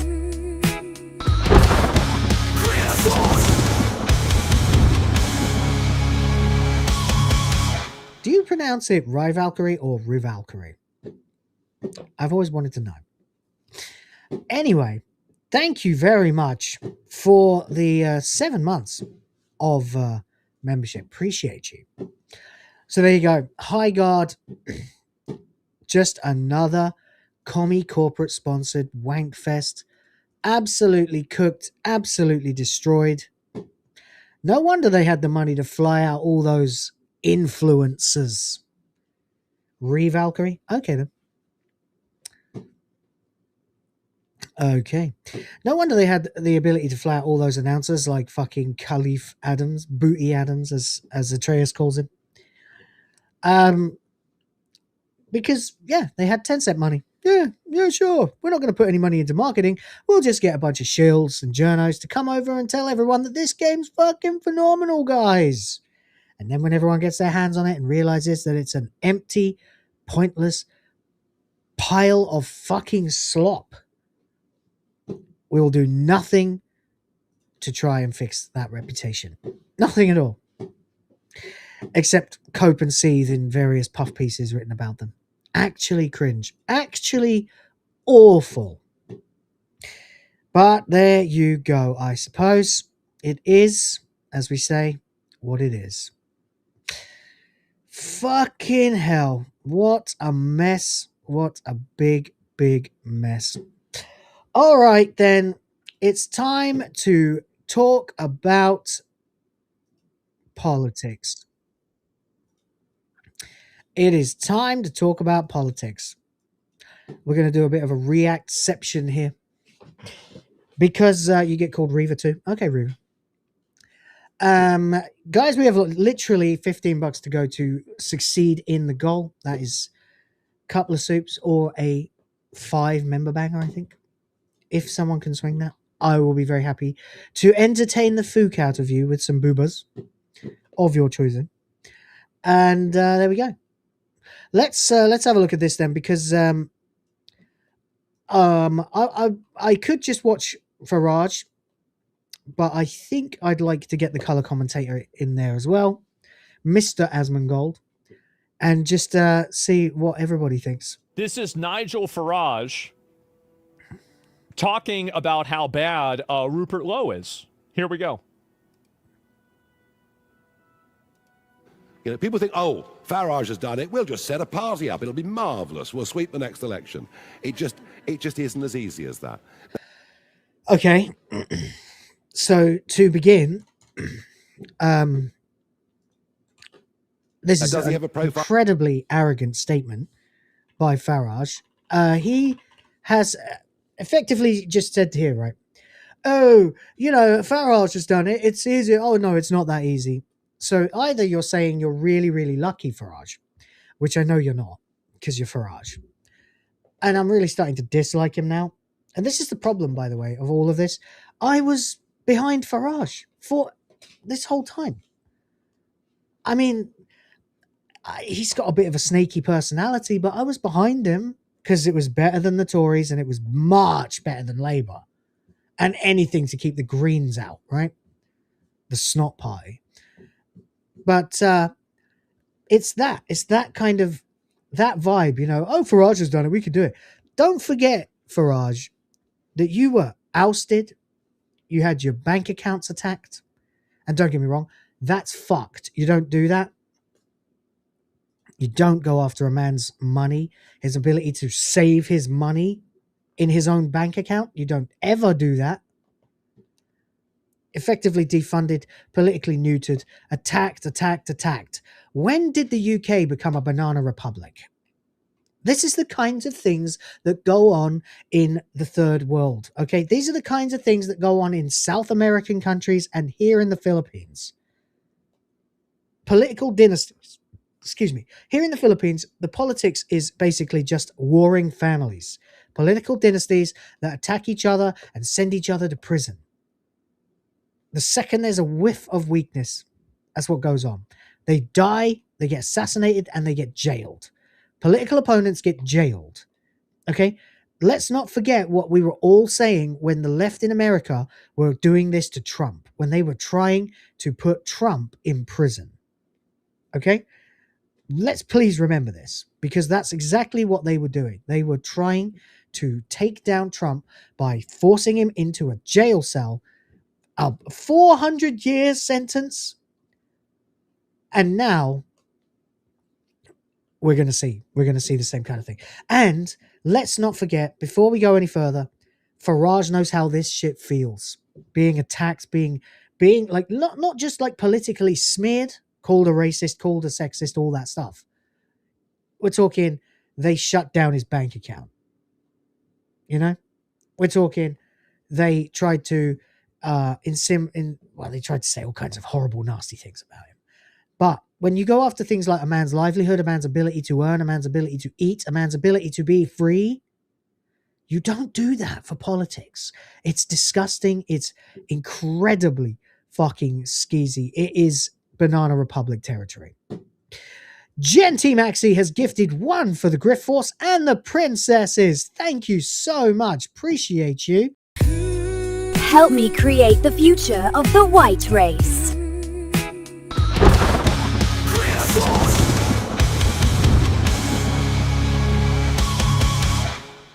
Absolutely. Thank you very, very much indeed. Appreciate you for that one. Really do. Triple J for $5 literally says nothing. My God, look at you. Wow, that's amazing. Thank you very much. Thank you very much indeed. What a chat. $5.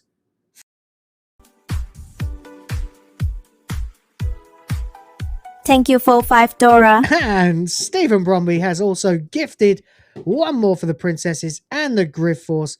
Absolute fucking legend. Help me create the future of the white race.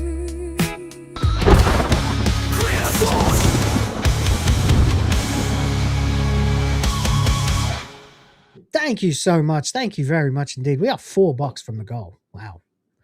$4. Anyway, you don't behave like this in civilized countries. You behave like this in backward-ass countries where nothing is taken seriously and everyone is just thrown in jail and imprisoned for even daring to run against the establishment.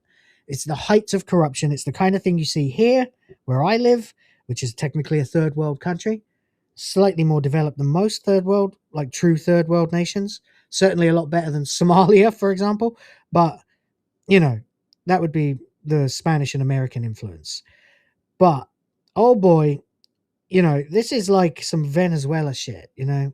You don't do this kind of shit and expect to develop into a civilized nation. You just don't. You just don't do that. It's disgusting. But there you go.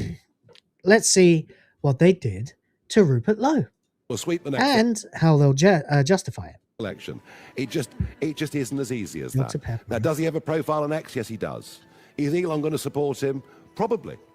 But you see, you know, when he stood up and said that we've got to consider the mass deportation of entire communities, including those born in the United Kingdom, that just moves way beyond a point of reasonableness, of decency, of morality. And that was the moment at which, you know, I realized we just had to get rid of him and get. They had to get rid of him because he had a political take that they disagreed with, that Farage disagreed with. And that political take is the one that has made him the most popular man in politics in the UK right now.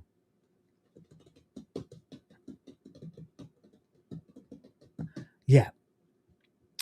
It's what they did was they ousted him from the party, obviously. They then went on to have the police called to his house at 9 o'clock at night. They then took all of his guns, which he needs for farming. And they did it because they said that he had threatened people, threatened to slit someone's throat. No evidence of that. Nothing whatsoever. Farage, in essence, co-signed a third world style political attack seeking to intimidate and terrify Rupert Lowe. That's disgusting. That makes me fucking furious. If I'd known that Farage was the kind of scum who would do something like that, that's like swatting a streamer, except it's, worse, because you've actually sent them after him for what you've convinced them is a legitimate reason. Rhoda, whoever's running Restore's Twitter is more interested in smearing Farage than talking policy. We will stop the Farage wave. Yeah, you will, and we'll end up with Labour and Greens. That's not going to happen, buddy. It's not going to happen. Reform will get felted by Restore at this point. If they're saying that they're going to stop the Farage wave or smearing Farage, I mean, sure, first few days, I'd expect nothing less. Nothing less. In many ways, this is vindication for Rupert Lowe. They will be dining out on it. They have 3 years. They'll be okay, I think. But what I think is smearing Farage, 100% justified. He sent police to the guy's fucking house and tried to have him, intimidated out of politics. What's next? Someone going to show up on a roof with a fucking rifle? Protect Rupert Lowe. He's saying the stuff that people are saying. People want these immigrants out. They want them out, legal or illegal. They want them gone. If you are part of a group that has provided the UK with nothing but 40 years of rap gangs, pardon me for having to say it that way, get out. And honestly, the no-go zones, tear them down. Get them out. Goodbye. Just make it legal and get them out. They're incompatible with... I mean, ideologically, I'm just going to say the fact here, right? 2,000 years of history have taught us that Islam is incompatible with everybody else on the planet. Why do they insist on bringing them in and prioritizing them? It's the same old loop, by the way. We see the same pattern. It always happens. We've seen the memes. What do? They come in as refugees, establish a mosque. Then when people get backlashy to it, they claim victimhood. Then they turn their mosque into an enclave, consolidate power, trash the place, kick out the Brits, establish themselves as a mini culture within an area, then rise into power while being absolutely as scummy and awful and disgusting and criminal as possible. Then they continue to claim that they are politically asylum seekers and they should be treated with special privileges until eventually they make their way into government, at which point they bring in Sharia law and then they kick out the Brits or whoever else it was. Don't forget that all these countries that are currently Muslim, that aren't the ones that began Muslim, like Afghanistan, etc., there are countries that used to be Buddhist. There are countries that used to be all these other religions. There are countries that used to be Hindu. There are countries that used to be Sikh. There are countries that used to be Buddhist. They've all been dominated with the same exact pattern by Islam.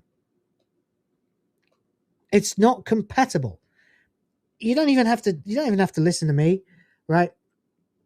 Reality here is if your group has a higher chance of producing terror cells that blow up the buildings and kill people, while at the same time also doing fucking organized gangs dedicated to the kidnapping, mistreatment, violent force, all that other awful stuff to underage white girls or the native population If your group is responsible for all of that, terrorism and all of that, then you should be considered the enemy of everybody else on the planet.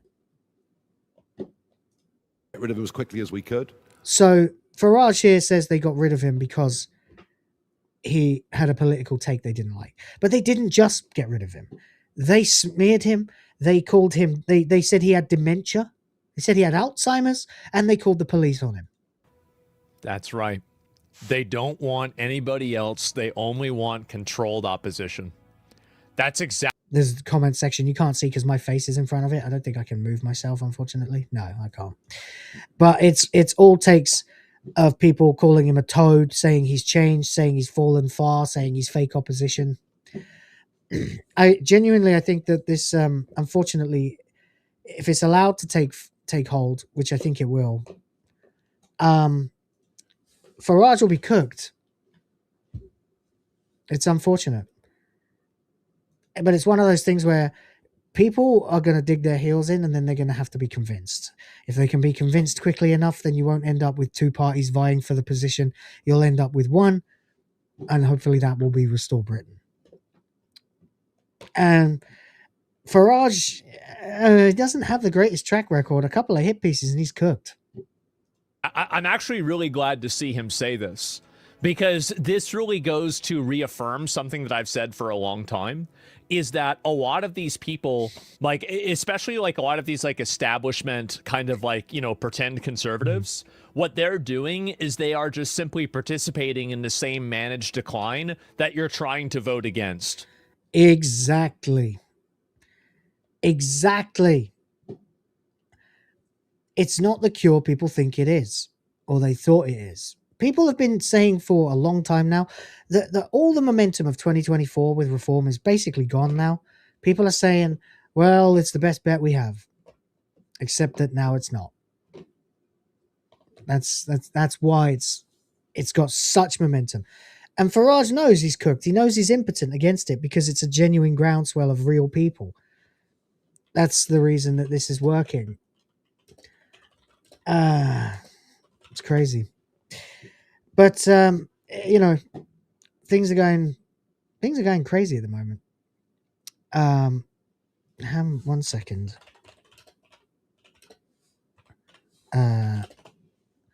Let's see. Restore Britain now has up to 70,000 members. It's going up. They're like, it's like, okay, well, you can vote for this other party, so whenever it happens... No worries, Justin. Thank you for being here. I was 2 hours late myself due to a power cut. You know, they'll complain about it, and you can feel good about them complaining about it, but they're never actually going to solve the problem themselves. Farage... This is the problem, yeah. Farage, he wants to own the establishment, not take it down. He wants to... He says he wants to break the wheel, but it's starting to look more like he just wants to own the wheel. Make it again in his image. You know? There's other good points I can raise here. Like, for example, one second. If you look at the Restore Britain page on X, let's restore Britain. Join our party here. Restore Britain is the logo. A picture of the UK is the icon, right? The banner splash is literally the words, and the icon is just literally a picture of the UK, right? Without the Republic of Ireland, obviously. So there we go. They will smear us. They will insult us. They will attack us. It will not stop us. I will get to this in a little while. But before we do that, let's compare that to the Reform Party page. Okay. This is interesting. Whereas Restore Britain simply says, let's restore Britain, join our party here. The Reform page says, the biggest party in British politics led by Nigel Farage. Okay. The picture has a multi-ethnic group of career politicians with Nigel Farage laughing maniacally in the middle like some cult of personality. You know? This page, I'm just going with vibes here, okay? But my bullshit detector's generally not wrong. This, to me, says serious political party, groundswell, upstart. We don't have much yet, but we're serious about it. The message is most important, and our goals are what they are. This, to me, says, it's the Nigel Farage show, everybody. Come and see me, Nigel Farage, get my redemption and my vengeance on the system that kicked me out for years as I slowly take it over and rework it in my image. Hell, even the Reform UK arrow is pointing at Nigel Farage. Me! That's what this says to me. Nigel Farage is going, look, it's me, Nigel Farage. Whereas this is saying, we need to save our fucking country. That's unfortunately the vibe I get. I hadn't looked at any of these pages before. I mean, I'd looked at Restore Britain recently, but I hadn't looked at the Reform Twitter account for a long time. It didn't used to look like this. I don't even know what the previous banner pages were, but yeah, if we go right back, do we have other previous banners that they had? You can see it actually begin to warp and change from what it was intended to be in real time. If you go through all of this, right back in the beginning, you had a simple message that the Uniparty is bad and needs to be eradicated. But now if you're not willing to do what's necessary, now it's just the Nigel Farage show. It's very disappointing. That's the vibe I get anyway. You guys can differ if you want. Doesn't look like you do, though. But there you go. Fallout London? What's that about Fallout London? Fallout Britain? Yes, please. I'd play that. Hey, Justin. Appreciate you being here, man. Thank you very much. And with that, we are $2 from the goal. Thank you for $2.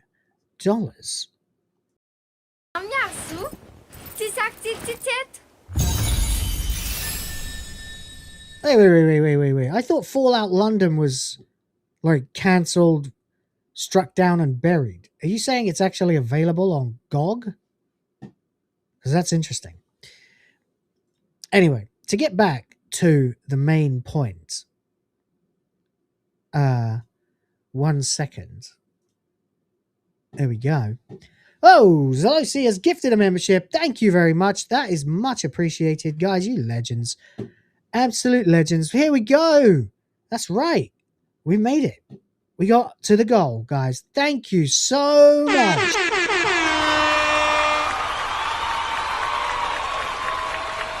Amazing.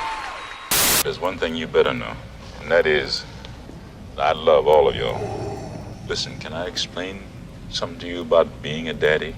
Don't try to frighten us with your devotion. Daddy is the breadwinner. You dig what I'm saying? And if you don't win that bread, you just don't come around. Help me create the future of the white race.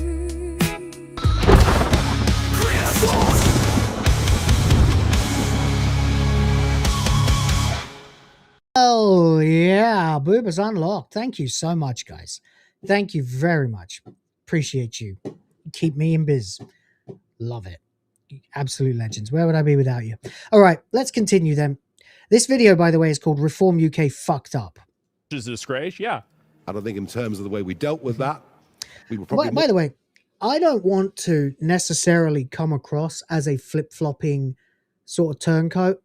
I've quietly supported reform for a while. Not made much noise about it, but basically said, if Farage is the guy, then Farage is the guy. At no point has reform hit me in the feels, in the inspiration cortex, like 7 minutes of listening to Rupert Lowe did. Not even 7. The first 90 seconds. So I'm not like changing my tune any more than someone would who feels like they realize they've made a mistake. Backed the wrong horse. Clarity hits you and you go, I have to fix this. which is why I think that Restore Britain is the way to go. 100%. And it will be brutal and it will be fucking horrible, but it will be necessary and it must be done to restore Britain. More brutal than the other parties. So this is interesting here. Farage says the way we got rid of Rupert Lowe was perhaps more brutal than the other parties. We dealt with that. We were probably more brutal than the other parties, but you know what?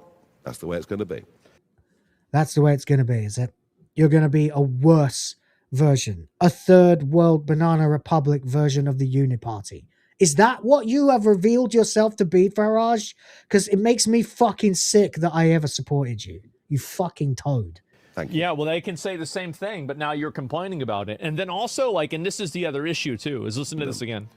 That just moves. By the way, shout out to and follow at Basil the Great on X if you don't already, because just a great account. Way beyond a point of reasonableness, of decency, of morality. And there's no real explanation for why that's the case. There's no explanation for why that's bad or what the reason. That's another good point right there. He said he would deport people who are clearly malicious and acting against the culture of the United Kingdom and causing terrorism and rape. Why exactly is that bad? All he said is he said that, so we had to remove him. Right? That's a leftist style of argumentation.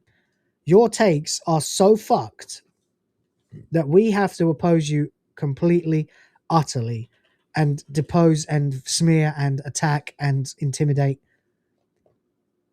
because you said a thing we disagree with. But if you actually look, the overwhelming majority of people seem to be agreeing with him. British people, anyway. For it is at all. It's just somebody. This is what Nostradamus was talking about when he predicted that there would be civil wars in the US and the UK. That's going out there saying this to shut down conversation. They want popularity without doing the work. Well, the main thing that they want, and this is what I think. People in Asmongold's chat saying sounds like a lefty. He's a spineless grifter. He reported him to the police. Is that they reform is obvious controlled opposition. They've allowed themselves to become it. They didn't begin that way, but they've brought in all these defectors and allowed them to gain power and influence. They're now as multicultural as Labour or the Tories. They want to be liked by the people that are, in my opinion, just trying to openly make everything worse. That's what the main issue. Oh, here it is. Nigel Farage has just admitted that the reason he threw Rupert Lowe out of reform and reported him to the police was because he supports mass deportations. It was nothing to do with bullying or death threats to Zia Youssef. That's right. Farage alleges that we want to deport. And by the way, mass deportations are that's what has to happen. Absolutely. That's completely necessary. There is no other way around it. You need to kick all these fucking people out of the country or the country is gone. I think we need to do this in the United States. Like all of the Western countries, I think, need to do mass deportations. Yep. Because there has been a contagion that's happened where a lot of people have been basically brainwashed into thinking that the only way that they can effectively make the country better or, wash away whatever original sin that they think that they have because of some sins of, some person that's dead, like Hitler did this bad thing. And so now we have to let He's absolutely right, by the way. This is how I was raised. I remember it. I remember my mum being sucked into this way of thinking as well, even as a conservative voter for her entire life. She said, oh, well, we did go into their countries and take them over. We brought them civilization. We brought them infrastructure. We brought them roads. We brought them political power. We brought them the ability to earn and improve their countries. Look at Singapore compared to the Philippines. We went there. The Spanish came here. All of the foreigners into the country. Every single country. Zolosi's right. It is, in fact, straight up invasion. That is it. It's exactly what it is. But we went and we kicked their asses 1,000 years ago. And at the end of the day, yeah, what have the Romans ever done for us? Exactly. It's that argumentation there. Exactly. Yes. Just look at the Amelia memes and you will see. Now, of course, what we're seeing here is this backlash, the idea that it's racist. Well, I don't know if you saw the clip recently I think it was a Lotus Eaters clip.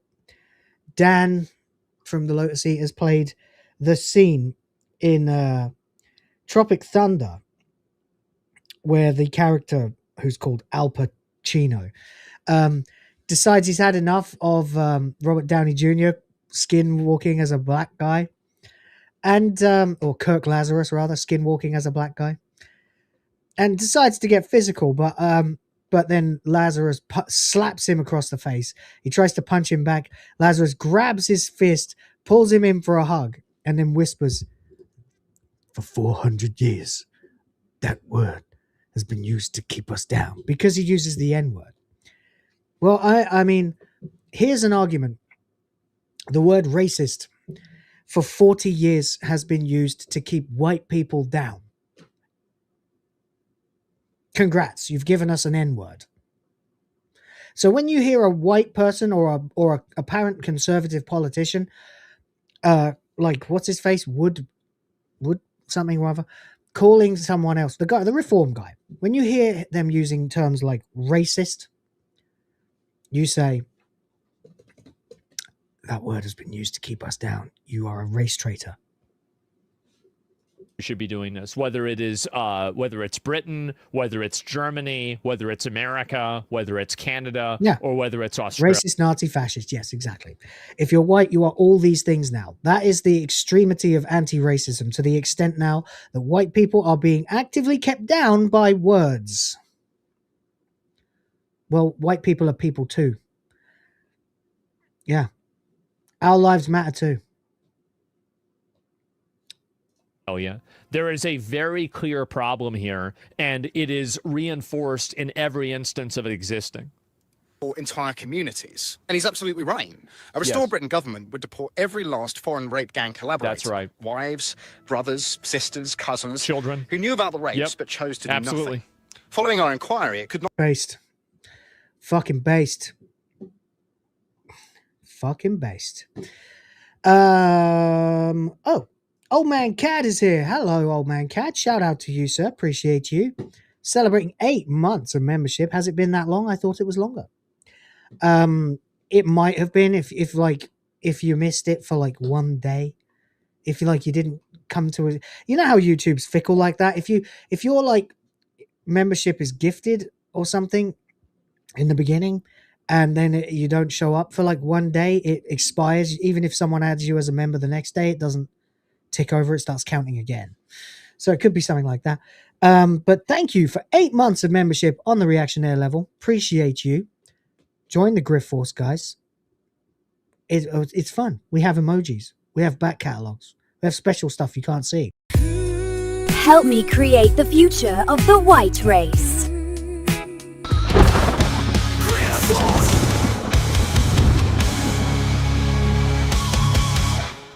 Hell yeah.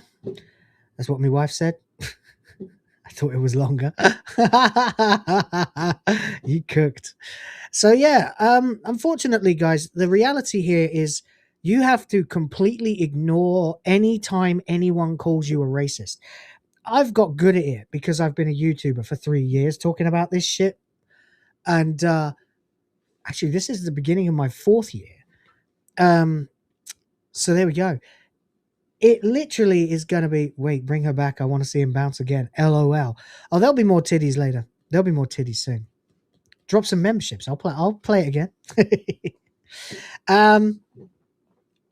Anyway, you have to just blink and let that fucking racist, fascist, Nazi shit just whoosh over you and just go, I don't care what you think.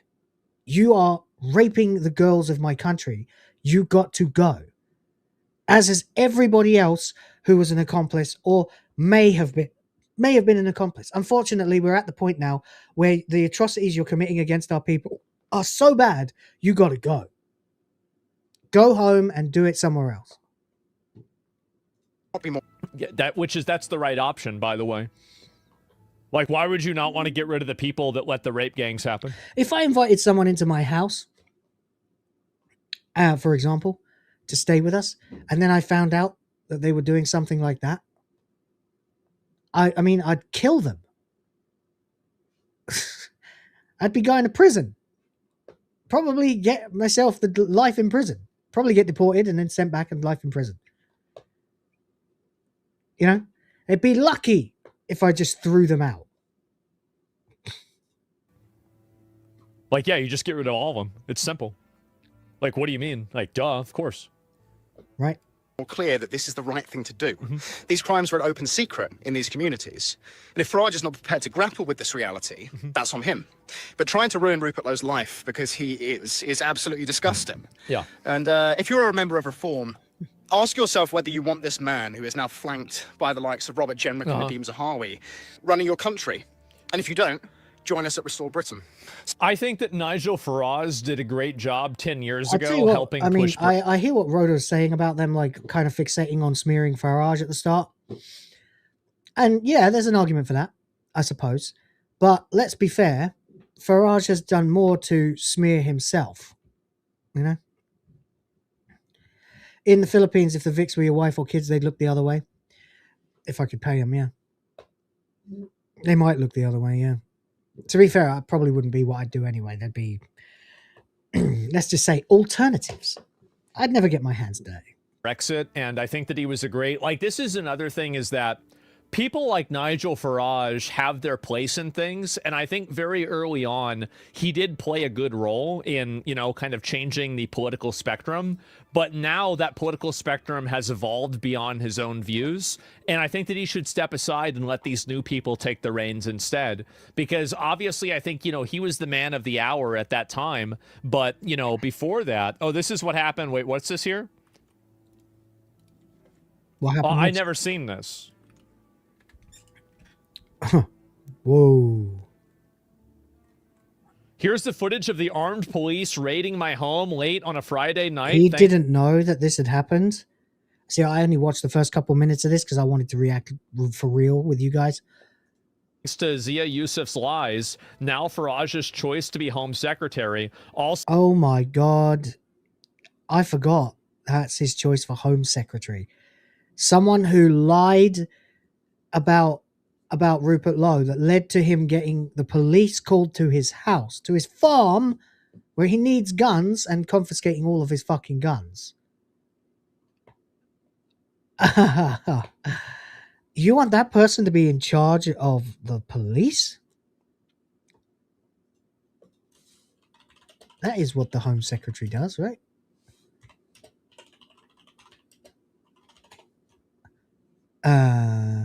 Cabinet Minister heading the Home Office, Internal Affairs, National Security, Immigration, Citizenship and Policing.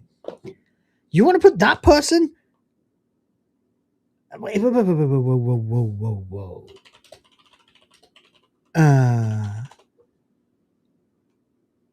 A British Muslim.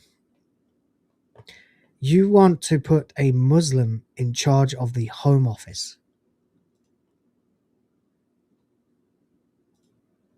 Oh my God, it's actually happening. They're trying to establish Sharia law, whatever you call it. Supported by Reform leadership, supported by Farage.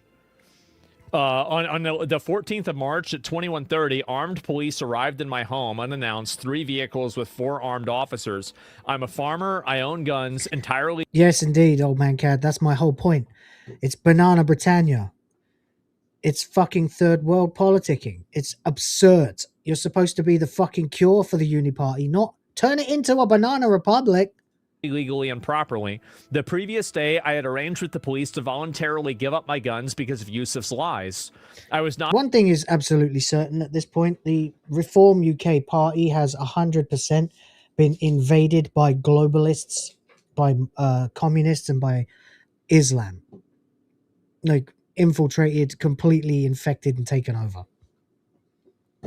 And the reason I suspect for that is because it is, of course, the Nigel Farage show. He doesn't care as long as he wins. That's what I think. Not impressed to have had armed police suddenly show up at my doorstep late at night. The officers stayed until almost midnight, and they It's like the raid on Mar-a-Lago, isn't it? confiscated my guns and left. It took so much time that I have a large collection, so a wheel... By the way, that is the difference between American politics and British politics. In American politics, you raid the guy's luxury fucking home because he's a self-established, successful businessman and multimillionaire. The British version of that, he buys a farm. Barrel was required. Of course, everything was dropped and I got my guns back. Yusuf's lies put my family through an ordeal, supported every way by Reform's leadership. Today, we find out that it all happened because Farage didn't like my comment on mass deporting foreign rapists. The day he announces Yusuf as his potential home secretary to lead the police. If he did it to me, he'll do it to you. Oh my God. Why is the UK so obsessed with rapists? Because the rapists have a different skin color and religion, so the people in the UK are afraid of telling them no. That is the reason. Reason why? This entire thing was suffered to get established in the UK in the first place because we are too bloody polite. Too bloody polite culturally. Yeah, sure, we're foul-mouthed, we swear, we drink, we had binge Britain, we get Larry, Brits abroad, ooh, ooh, ooh, ooh, you know. But let's be honest here, at our base nature, we're polite. We're quite generous. We're very hospitable. Like hobbits, I guess. And that can absolutely be manipulated if you take advantage of those kindnesses and use them to undermine us, like the boiling frog. Unfortunately, the thing is, you turned the temperature up just a little too fast at the end there, and we all realized. And now it's time to not confuse kindness with weakness. And this is all the people showing up? What is this? What is this? Oh, this is the cops. Mm-hmm. Yeah, it's actually that simple. Oh, boy. And they're sending all these people up. I mean, this is obvious. They sent 3 vehicles.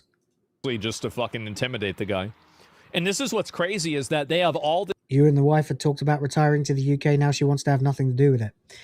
I would like that old man Cad to one day go to the UK again, you know, show my kids, you know, and my wife the place that I came from. It was long on my list of things to do. Maybe even if I can get established, if I can start making some, like, replenishing my savings and stuff and get a bit more concrete, get a place in the UK and a place here and be able to do both whenever I want. You know, that would be the dream ultimately for my family's ultimate security. That would be the goal, the goal that isn't related to boobies. By the way, I really hope you're doing well, old man Cat. I know you've been through it a bit again lately. You told me. Hope things are getting better, buddy. But I don't want anything to do with the UK. I don't want anything. Sorry. I got to stop calling it the UK. Britain. Fucking Great Britain. Thank you, Rupert, for that. It is. I don't want anything to do with it. I don't want to go there. I don't want to be established with it. I don't want to have to integrate back into that fucking system. Not only because it's too expensive, but because the people are being suppressed. You can't even have any fucking rights there. Ryan Roger Athay had people show up at his fucking house as well. I've seen the videos. I've seen knock, knock, knock. Sorry, sir, we have to confiscate your daughter's phone because she tweeted something. What? No. Everything fell apart after Charles took the throne. It was long before that, my friend. But yeah, long before that, though. I mean, Labour's been doing this. Tories have been doing this. All of it began with Blair. All of it began with Blair. It did. It really did. And that's kind of where we've ended up in this situation now. Just in time for $2. Thank you so much, sir. There's Brits are polite, reserved, and well-mannered. And then for another $2 says, and then there's Will. You cheeky bastards. You're right, though. I mean, I am kind of a very... A lot of people have said in my comments on my Amelia videos that I'm like super duper British, apparently. Which is funny because I don't feel super duper British, but I guess I am. And you know, I'm a rude, sweary, Larry bastard, right? But I do have an extremely polite side when dealing with, when the situation calls for it. You know, I don't want any of this. I don't want to have to talk about any of this. I didn't even want to get into straight politics on this channel. I wanted it to be the blending lines between pop culture and politics' infiltration into pop culture. But there comes a time to realize that you've got to talk about this shit. Anyone, everyone, even though if you're only talking to 23 people, you got to do it. I care about this shit. I care about my homeland much more than I realized I did. I had largely given up. Make some fucking noise. March on... You know, a giant protest outside number 10 would be pretty hard to stop. Just saying. In Minecraft, of course. Of course. By the way, thank you for the combined $4. Appreciate you. Absolute bloody legend.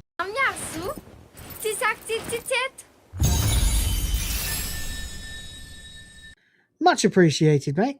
Thank you very much. And yeah, there we go. Anyway, let's carry on. This energy to intimidate somebody that wants to push for mass deportations, but they don't have any of this energy to go after the people. They're the reason why people want the mass deportations. It's the red hair. Isn't that interesting? Yeah. That's It's not actually as red as it looks, you know. If I were to nuke this and make this just, I don't know. Hang on. Hang on a sec. There you go. Normal colors.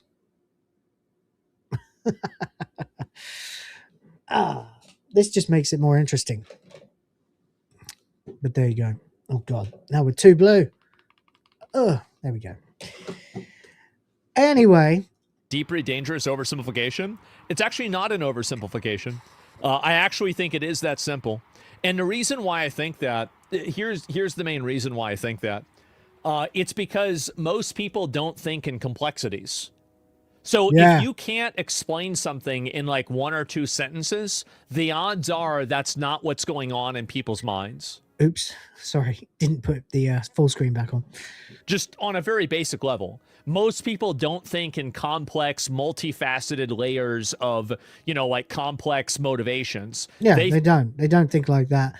Most people would rather never have to think like that. They'd rather keep themselves and never have to think about this or then the future repercussions and ramifications of the decisions that are made by the people and for the people, allegedly, but which are really against the people. Think very clearly, cause and effect. This happened, I respond. That happened, I respond. So if you're trying to exist beyond that spectrum, you are probably not understanding what a normal person is thinking. Like, that's just the way it is. And this is more of these people showing up. Oh my God. Well, there it is. I'll see if there's any more of these that are worth looking at, but... By the way, mods, any more of them, just ban.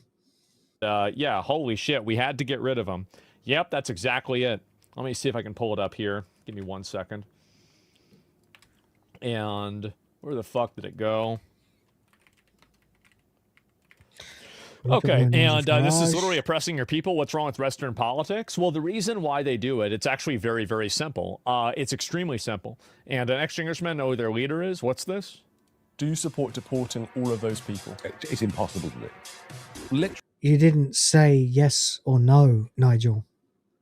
Impossible to do. But is it your... Do you support deporting all of those people? It's impossible to do. What? It's not impossible to do.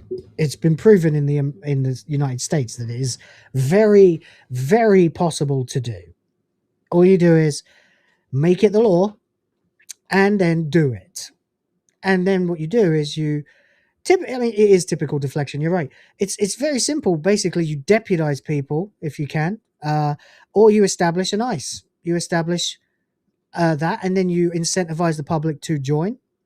The first thing you do is you go around finding anybody who is currently on benefits, anyone who's a dole sponge, and you offer them this instead, or you tell them they will lose their rights. Okay, here's your choice, buddy. You can stay on the dole for another month and then lose your benefits and have that as a black mark against you if you don't find a job.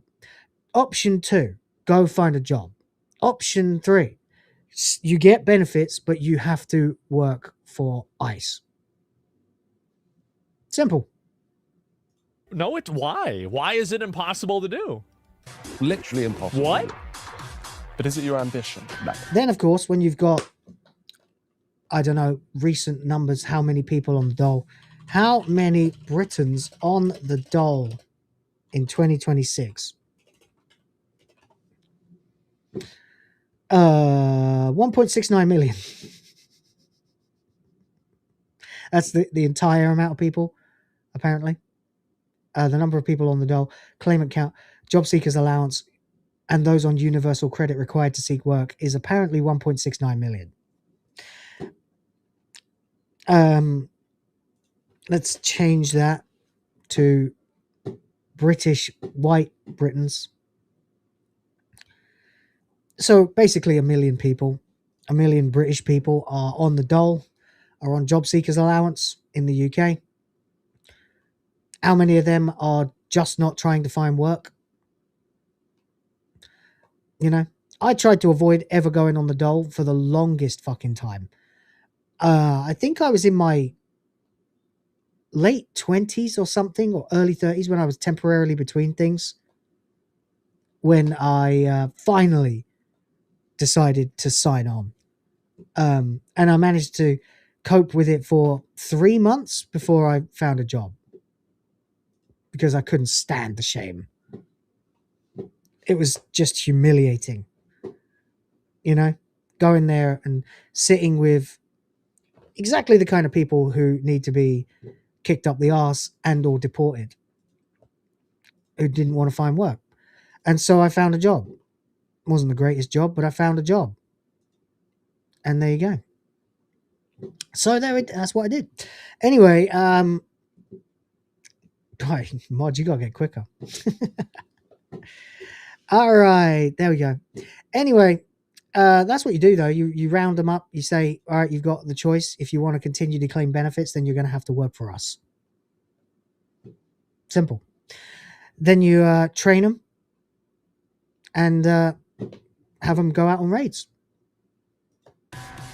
If that means millions go, then millions go. This is Britain, and we will do Logistically, it's actually very simple. things our way. Yeah, you just get the military and get rid of them, round them all up, figure There it is. Exactly. out where they live and go get them. Like, what are we talking about? This is crazy. I don't even know how this is hard at all. Oh my God. I don't get how, that video was really good. That video with the guy with the green flag. Let me see if I can find that myself. Hold on. I'll just have a quick search and see if I can find it, because it's really, really cool. It probably won't be searchable in the same place now, but we'll try. We'll try. Just give me a second. Oh, for fuck's sake. Look at this. The smears. Okay, how is it possible that the Reform UK guys are accusing the Restore Britain guys of being racist and anti-Semitic, but at the same time you're claiming that Rupert Lowe is a puppet of Israel and a Mossad agent? No, you're fucking mental. That's what you are. But there you go. Completely insane. Fucking. Oh, I need to get myself a bell to ring, but that would be too much ripping off Kino Casino. Anyway, just trying to find this fucking video. Come on. It was right there. And now the algorithm's updated. It's been a day. Hard to find it. Very, very hard to find it. But it is a really good video. Basically, this guy is part of this group. There's a group of fucking Islamists in the UK who are all waving flags from other countries and shouting shit in whatever language they talk. And then some guy asks him to speak English. Says, "What flag is that?" And he just starts like ignoring him, pretending he has no idea. Oh, here we go. I found it. Muslim pulls up foreign flag and screams Allahu Akbar in speaker's corner. Allahu Akbar. Allahu Akbar. Allahu Akbar. Allahu Akbar. Excuse me, my friend. Excuse me, my friend. What is that flag? In English, please. In English, translate it for me. In English, translate it for me. What is speaking you? Pardon? You. I speak the native language of this country. Now, please translate. Who is this? I'm Bob. Yourself? Where are you from? England. What right does this motherfucker have to interrogate the guy? What is this? Who are you? Where are you from? What program? Pardon? Which program? Which program? Yeah. It's the Sideshow Bob, my friend. Great. A man who cares more about foreign interests than the country he's in. Millions must go, my friend. Millions must go. Millions must go. Sardoc's here for £5. Thank you very much. Appreciate you representing for the quids. Socialists are like Christmas lights. Half of them don't work, and the ones that do aren't very bright. Nice. It's true. It's actually true. Thank you very much for the £5, buddy. Appreciate you. Thank you for $5. Yeah, there you go. There you go. Boom. All right. People can't see something like this and realize that it's so obviously fucking bad, right? And that's the English choice. How is it impossible? It's easy. You just get it. Yeah, you just go get them. Yeah. Like, this is insane. I'll see if there's any more of these that are worth looking at. Shit, I missed it. Damn it. But I feel like that's pretty much the main one. Oh. Moving on to Rhiannon from the Press Association. Hi, Rhiannon from the Press Association. Your former Drop a $5, get $5. Thank you for $5. colleague and friend Rupert Lowe has just launched Restore Britain. Are you feeling threatened at all? Did he say your colleague and friend? Did she say? Hi, Rhiannon from the Press Association. Your former colleague and friend Rupert Your former colleague and friend. Ah. Lowe has just launched Restore Britain. Are you feeling threatened at all by Restore Britain? And particularly now it's had the backing of Elon Musk, and it could split your vote. I don't know about former friend. He sued me in 2019. I can see why. Well, to be fair, sues everybody. Uh-huh. And if you look at the history of Southampton Football Club, he sues everybody. Yeah, okay. You know who else sues everybody? Trump. You know who else wins? Trump. And then look at the history of WH Ireland, which he chaired in the city of London. You will see he was removed from both of those roles after lawsuits galore and 2 very dramatic EGMs. Oh, wow. So? Okay, yeah. He wasn't the best for Southampton Football Club. That's not the same job, buddy. Oh. Friend would be stretching it just a little bit. There are, last time we... By the way, I'm sorry, but if you look at this guy's fucking face, I'm really sorry, but I've never seen like Farage look this rattled. He looks like that's cope. That's cope right there. He looks genuinely rattled. You know? Last time we counted 11 parties that claim to be on the right or centre-right of British politics. Yeah. From the Heritage Party to goodness knows who else. There is only one proper brand of centre-right politics in this country. It's called Reform. And as I'd mentioned earlier... That's the wrong answer, mate. That's the wrong answer, buddy. That is the wrong answer. You're just spinning. You're just spinning. There is only one brand of centre-right politics. That's bollocks, by the way. And to be honest, don't really want center right anymore. The time for center right has passed. You need right. Right, buddy. Yeah, he actually calls it center right, yeah. Pretty terrible, isn't it? Earlier. I mean, talk about diluting your message. It's supposed to be right wing. Farage was supposed to be attacking the Tories from the right. You know, people think, oh, Farage has done it. We'll just set a party up. It'll Here be we go again. marvellous. We'll sweep the next jeez. election. It just isn't as easy as that. To be honest now, they're not really center right at all. They're left. Now, does he have a profile on X? Yes, he does. Is Elon going to This is the support part that him? we saw. Get rid of him and get rid of see, and that was the moment at which, you know, I realised we just had to get rid of him and get rid of him as quickly as we could. Yeah, by calling the police to his fucking house, smearing him, claiming he had dementia. And I think in terms of the way we dealt with that, we were probably more brutal than the other parties. But you know what? That's the way it's going to be. Thank you. That's the way it's going to be. Well, then, unfortunately, then so be it, you know? Man, that's really crazy, huh? There's going to be people who really will dig their heels in and cling to reform. And yeah, they probably should. Well, not though they shouldn't, but they will, because that's human nature. And no one wants to admit that they've backed the wrong horse, or that someone has quietly been poisoning the horse while you've been backing it. But that does appear to be what has happened.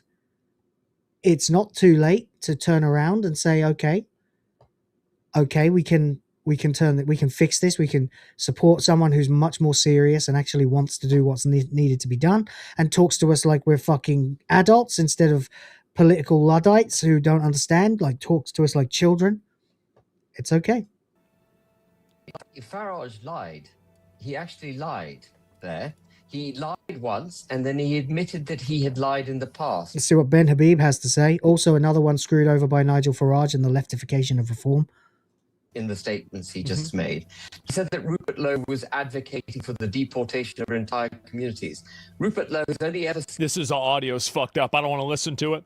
Oh, Farage says man. 180 is points he originally went with. I think what happened... You should have listened to that.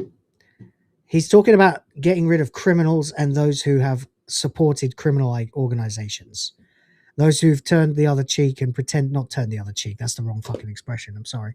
Those who've turned a blind eye to the affairs and organization and the operations of actual fucking organized gangs of rapists. Happened really is that, you know, he just became basically less extreme, and like what he advocated for is already pretty over. Like you know, like Britain is already separated from the EU, and like his job that he was trying to do is finished. And so just retire and let somebody else go do that instead. That's what reform was supposed to be, wasn't it? It was supposed to be Nigel pushing the party to install someone else as Prime Minister, Rupert Lowe, allegedly.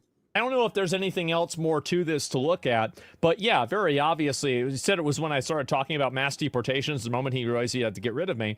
What did I say that Farage actually felt he had to get rid of me over? Following position. Yeah, there it is. I mean, I say that if foreign communities with nationals knew their husbands, cousins, and brothers were industrially raping vulnerable white girls and did nothing, then yes, they should all be deported.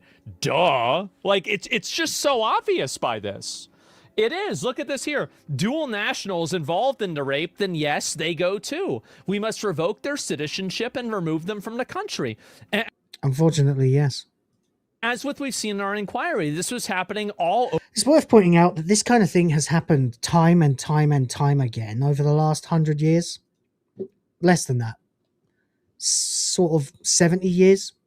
Mass deportations, revocation of citizenship.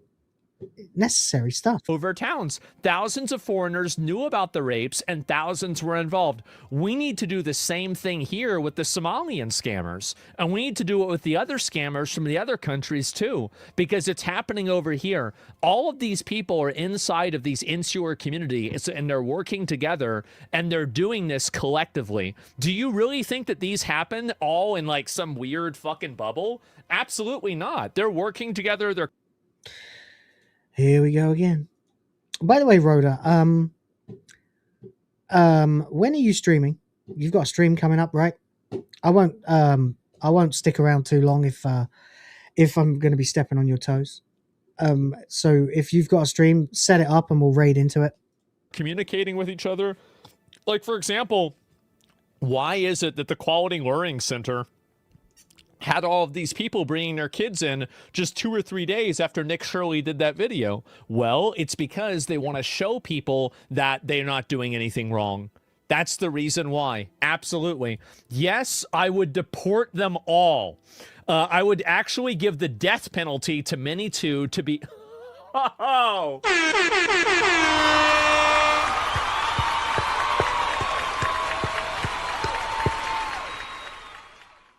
Correct. Oh, man. Oh, I love to hear it. There it is. Holy fucking shit. Wow. I'd just fucking kill him. This is... Just fucking kill him, ultra-based. Vile, vile evil. Please listen to me when I say this. Do not underestimate the extent of that evil. And it goes on and on. Absolutely. So if a Pakistani woman knew their foreign husband was gang raping a 12-year-old in the basement and she didn't tell the police, then yes, she is complicit and she should be sent back to Pakistan. The husband might not be so lucky. Yes! These people need to be rounded up and fucking Minecrafted. Man.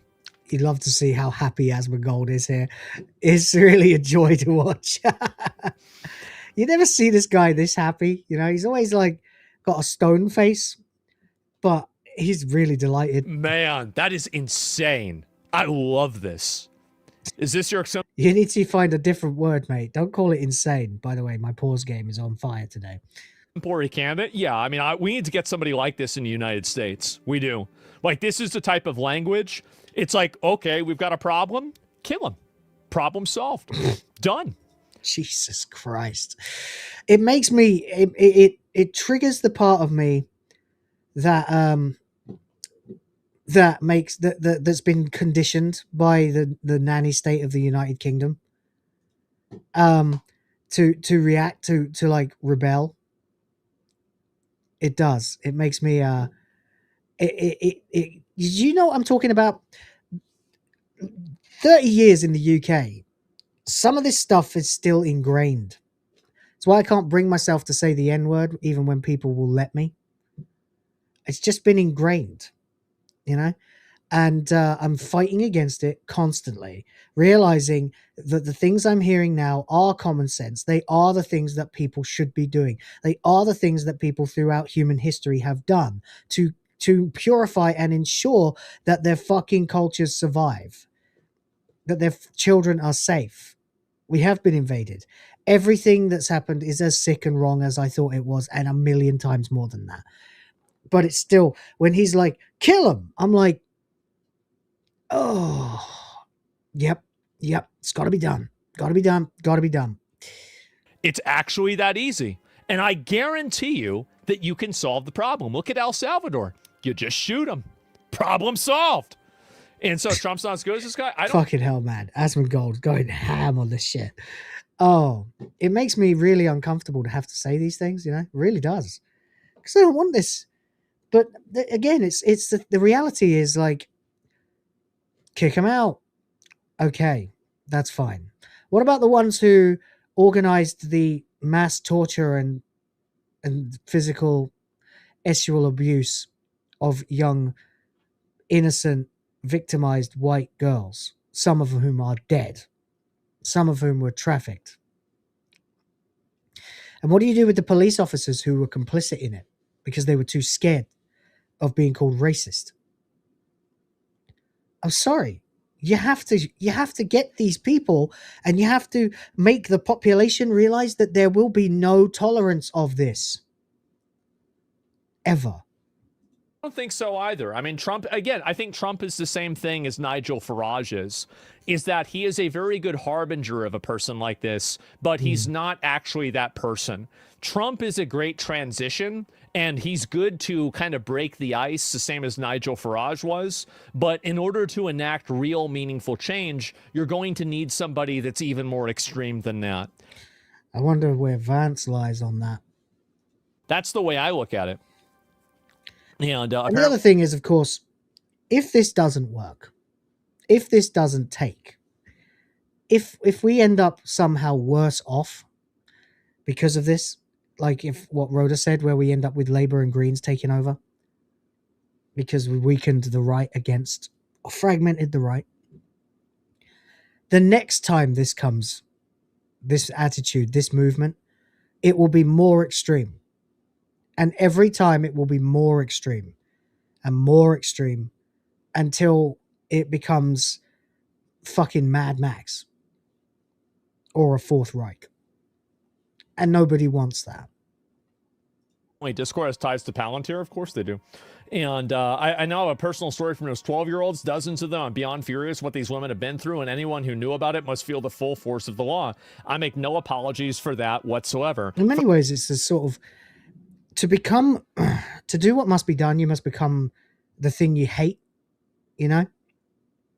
And unfortunately, that is the decision that is in front of the British population at the moment. You've been sitting down, getting dulled by slop TV, shit food, and patronizing government mandates. For so long, you've forgotten how to have the fight that won wars, the fight that left us basically undefeated for a century, you know, longer. And I'm not saying we have to go conquer the world. You certainly shouldn't. I'm saying you got to get the country back. You got to get the culture back. You've got to have a home for the British. Farage wants these savage animals to roam free around the British streets. That's fine. That's his choice. If he disagreed, he should have said so behind closed doors rather than the Reform leadership reporting me to the police, getting the armed police to raid my home, and trying unsuccessfully to put me in prison. My position remains consistent and clear. I want to round up these foreign rapists and their accomplices, and I want to remove them all from the country. Restore Britain will do exactly that, I promise you. If you agree, vote for us. Man. Reform had 8 defectors to restore Britain today? Yeah, I mean, I think it's going to continue happening. Like, people are obviously going to go back and they're going to roach out on them because nobody wants to deal with it, right? I mean, it's pretty obvious, doesn't it? There it is. There it is. There you go. Fucking amazing. It's inevitable. It's got to be. I wonder if Huff knew his AI film of Amelia would take off like it did. It's a good point. That is a very good point. Sorry. We are there, guys. We're at time now. Rhoda stream is starting soon. I'll be popping into that. I don't know where Rhoda is. It's not been in the chat for a while now. But there you go. So thank you guys very much for watching this late and gay episode of HyperDrive Time. I do appreciate you. We managed to hit the goal. Thank you so much to everybody who was part of that. Quickly then, and before anyone leaves, we still have to do boobers. So please do tell me right now whether you want MGS, OG, or Street Fighter. And I will, whoops, typo, and vote now. Vote immediately, because I'm only going to keep this going for like 30 seconds so that we can get into it quickly and then end the stream properly and go and raid into Rhoda. That sounds gay. Didn't mean to say it like that. Okay, let's see. While you guys are voting on that, I'll set up the raid. And we can go from there. Anyway, hang on a moment. Get that set up. One more. Redirect. What is the stream again? Scheitgeist? Yeah. Okay. Done. We have a raid. Okay, you got to go IRL. See you soon. Well, thank you, Justin. Appreciate you. Okay, we got 10 votes. Everyone is saying Street Fighter. All right, Street Fighter it is, boys. Enjoy, and if you are Old Man Cad who missed all the other Booba clips, well, enjoy. Hey there, stranger, locked eyes across the ring. I'm the one who breaks bones and still makes hearts sing. Built for the fight, every curve a weapon too. But tonight I'm craving something only you can do. I've thrown down champions, left them begging on the mat. Now I want you under me. How about that? Round one, fight! Come closer, baby, feel the heat I bring. Gonna pin your wrist, make your whole body sing. I'm rough, I'm fierce, got that killer stare. But damn, the way you play has me pulling my hair. I'll take you hard, no mercy, no safe word tonight. Mix the sweet destruction till the morning light. One wild round, bruises blooming like art. Think you can last with a fighter's heart. Legs that crush, hands that command. I'll flip the script, make you understand. Every combo I've mastered, every strike so clean. I'm gonna use them all to make you lose your scene. Sweat and fire, power in every grind. You're my opponent, but tonight you're mine. Tap if you need to, but I know you won't. You love the danger when I take control.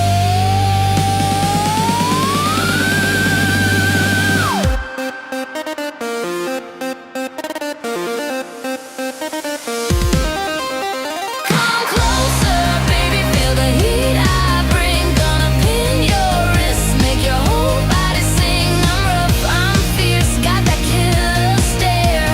But damn, the way you play has me pulling my hair. I'll take you hard, no mercy, no safe word tonight. Mix the sweet destruction till the morning light. One wild round, bruises blooming like art. Think you can last with a fighter's heart. Don't think I'll go easy just 'cause the bell's not ringing. My rhythm's relentless, my hunger's still stinging. A little choke, a little bite, a little more, till you're shaking, begging, crawling to the floor. Every wrapped in skin that's burning hot, and you're the prize I wanna take apart.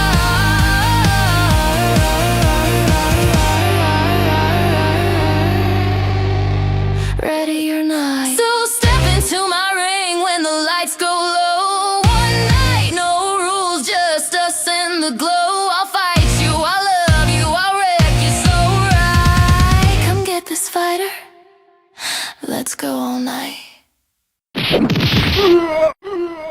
You win. Perfect.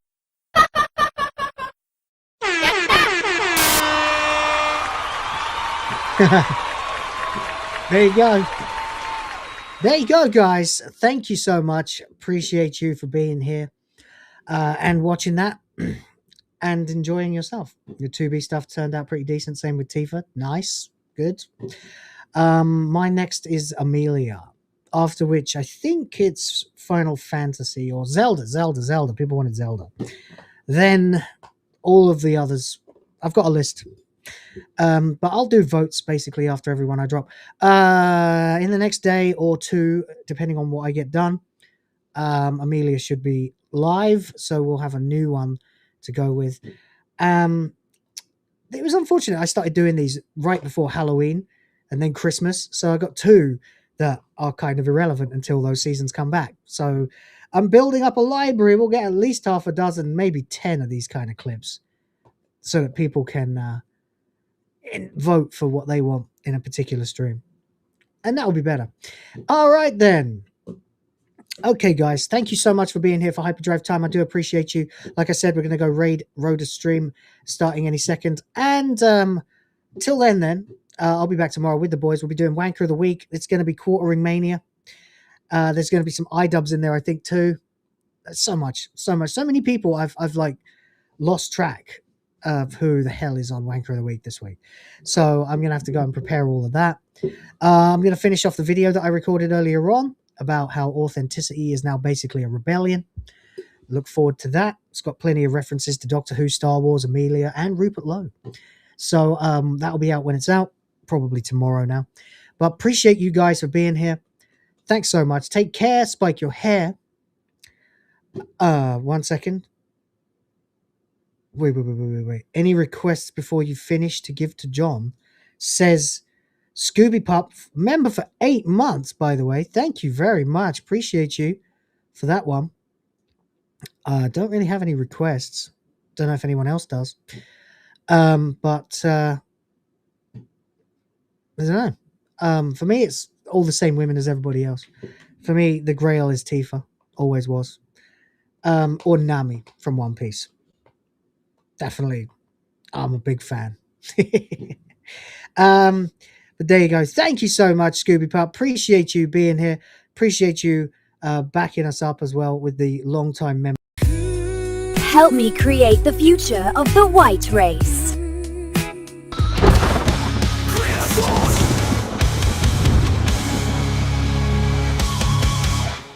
Yeah. Shout outs, by the way, to St. Hugo, Smegheads, and James OP.